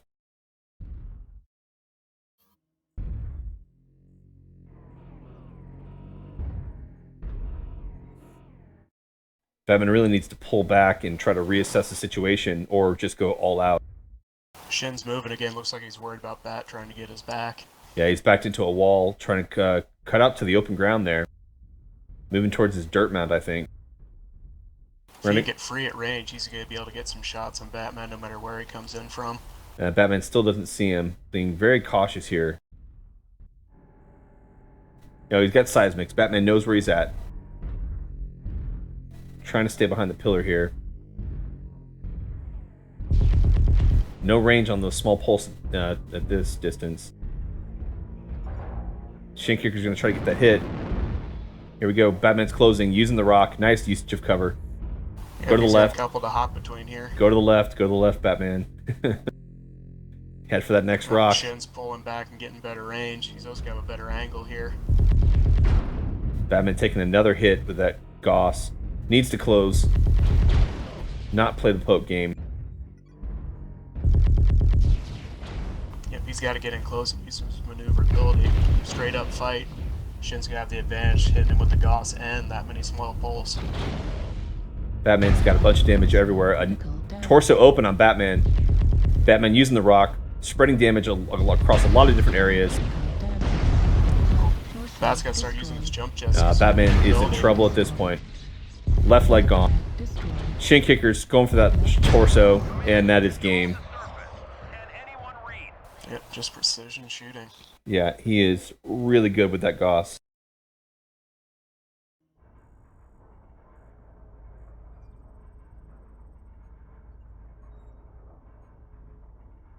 No spoilers. Yep, we're letting you guys finish it out. Oh no, it's Nope, over. nope. It's not for them yet. They're still watching. Your stream's offline. What? No, it's not. Keep going. You have to restart it, perhaps. I'm just joking. Stream's still going. Yep. Check out the game. While that's finishing up, let's go ahead and get the next grudge match going. We wanted to see. No? Sorry, I'm playing Rocket League and watching the video at the same time. Oh. I was like, what? Why not? Death wanted to do Perko Scorch versus Scorch, so let's get that going. I'd like to resume my role as your Yep. co-host. Already done. Let's get Perko in here. And get this last grudge match done. And then after this, I need beer and then some matches in my 2CD. I need to play some Mech Warrior. I've been watching a lot of Mech Warrior. I want to kill things. Bellicose challenged you, Switch. What? What? No, When did- I challenge. I mean, I challenge. Sure. Oh, I'm sorry. I'm totally open for going against Switch. I'll take Switch. All right, we are launching.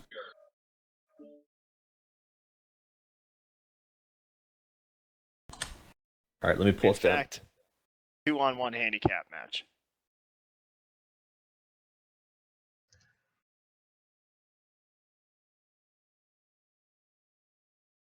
All right, here we go. Scorch v Scorch. So what'd you think of the last one? Yeah, you weren't aggressive enough, man. Once you're behind that first rock, you should have went straight for that second rock, cut around it, and just got in the brawl with him. That's actually what I was trying to do. I was assuming that he was basically I was trying to second guess which side he was going to be lined up on me to come out with. You know what I mean? Yeah. I was hoping to make him miss with a Goss or two, and I didn't make him miss, but I did make him spread it a little bit. So Yeah, but with his small lasers too, with the poking, like it was just a win-win for him in that situation. Yeah, I hear you, brother. But no, I mean you did some damage to him, but yeah, he's just gross with those Goss. All right, here we go. Whose cockpit are you in? I'm in neither cockpit. Perk and Death advancing on each other pretty steadily, it looks like. And okay, so Death has the Ultra AC-10s instead of the LB-20s. I think Death's going to get first blood here. He's going to crest the hill, get side torsos. And yes, first blood. Perko twisting through it. Perko down 10% already. 7%. Death down 6%. They're closing on each other. Got to give the close range to Perko, though. He's got the LB-20s. If he can get in close enough to use them effectively. Perko definitely twisting through those shots. Oh, he's twisting the wrong way. Death losing a torso. Here goes the second one in just a second. Yeah, Death twisted the wrong way. Death dropped an airstrike. Someone dropped an airstrike. Oh, nice. Oh, nice airstrike damage, but Death going down to Perko. That was a good fight. That was a good fight. I might need a Scorch. Alright, I know I do. A good fight, though. Yeah, good fight, guys. Really good fight. Alright, I need to get some Mech Warrior in me, so I am going to go ahead and move us all back up. I mean, I don't usually float that way, but I could throw you one. Oh, that's not what I meant. I meant I need to play some Mech Warrior. I've been watching it for almost 3 hours now. Yeah, Switch, I'm going to have to step off. I've got a few family commitments I need to resolve. I'll try to jump back in with you guys if I can. Cool, man. Thanks pulled for me up, formed the thanks group, for and letting me I'm in. co-host. I appreciated it. Yeah, dude. I do need wait for a Mad 2C though. All right, this match is almost over. No spoilers, so I'll move us back up.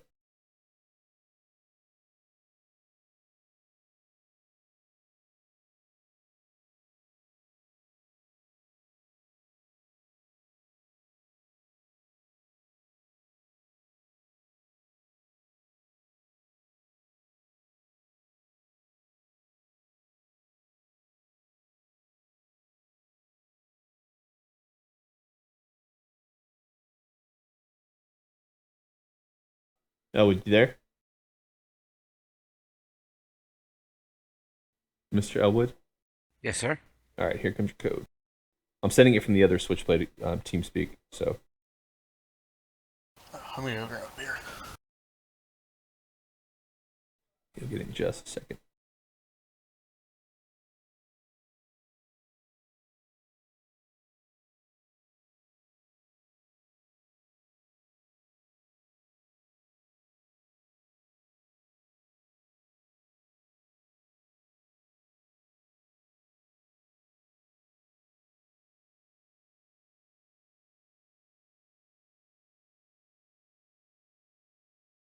All right, This Elwood, target's Alpha Jenner in the open.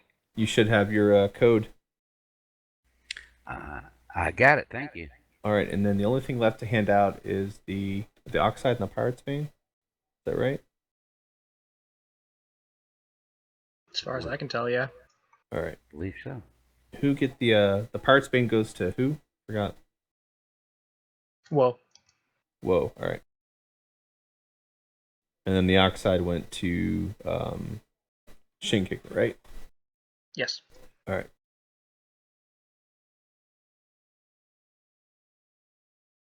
You still there, Woe? Did he leave? No, Woe He left. said he'd be back in 30 minutes for drops. Okay. I'll send him the code then, and then I'll. Are you still here, Shin? Yep. All right. I'll poke you in just a second with that Oxide code.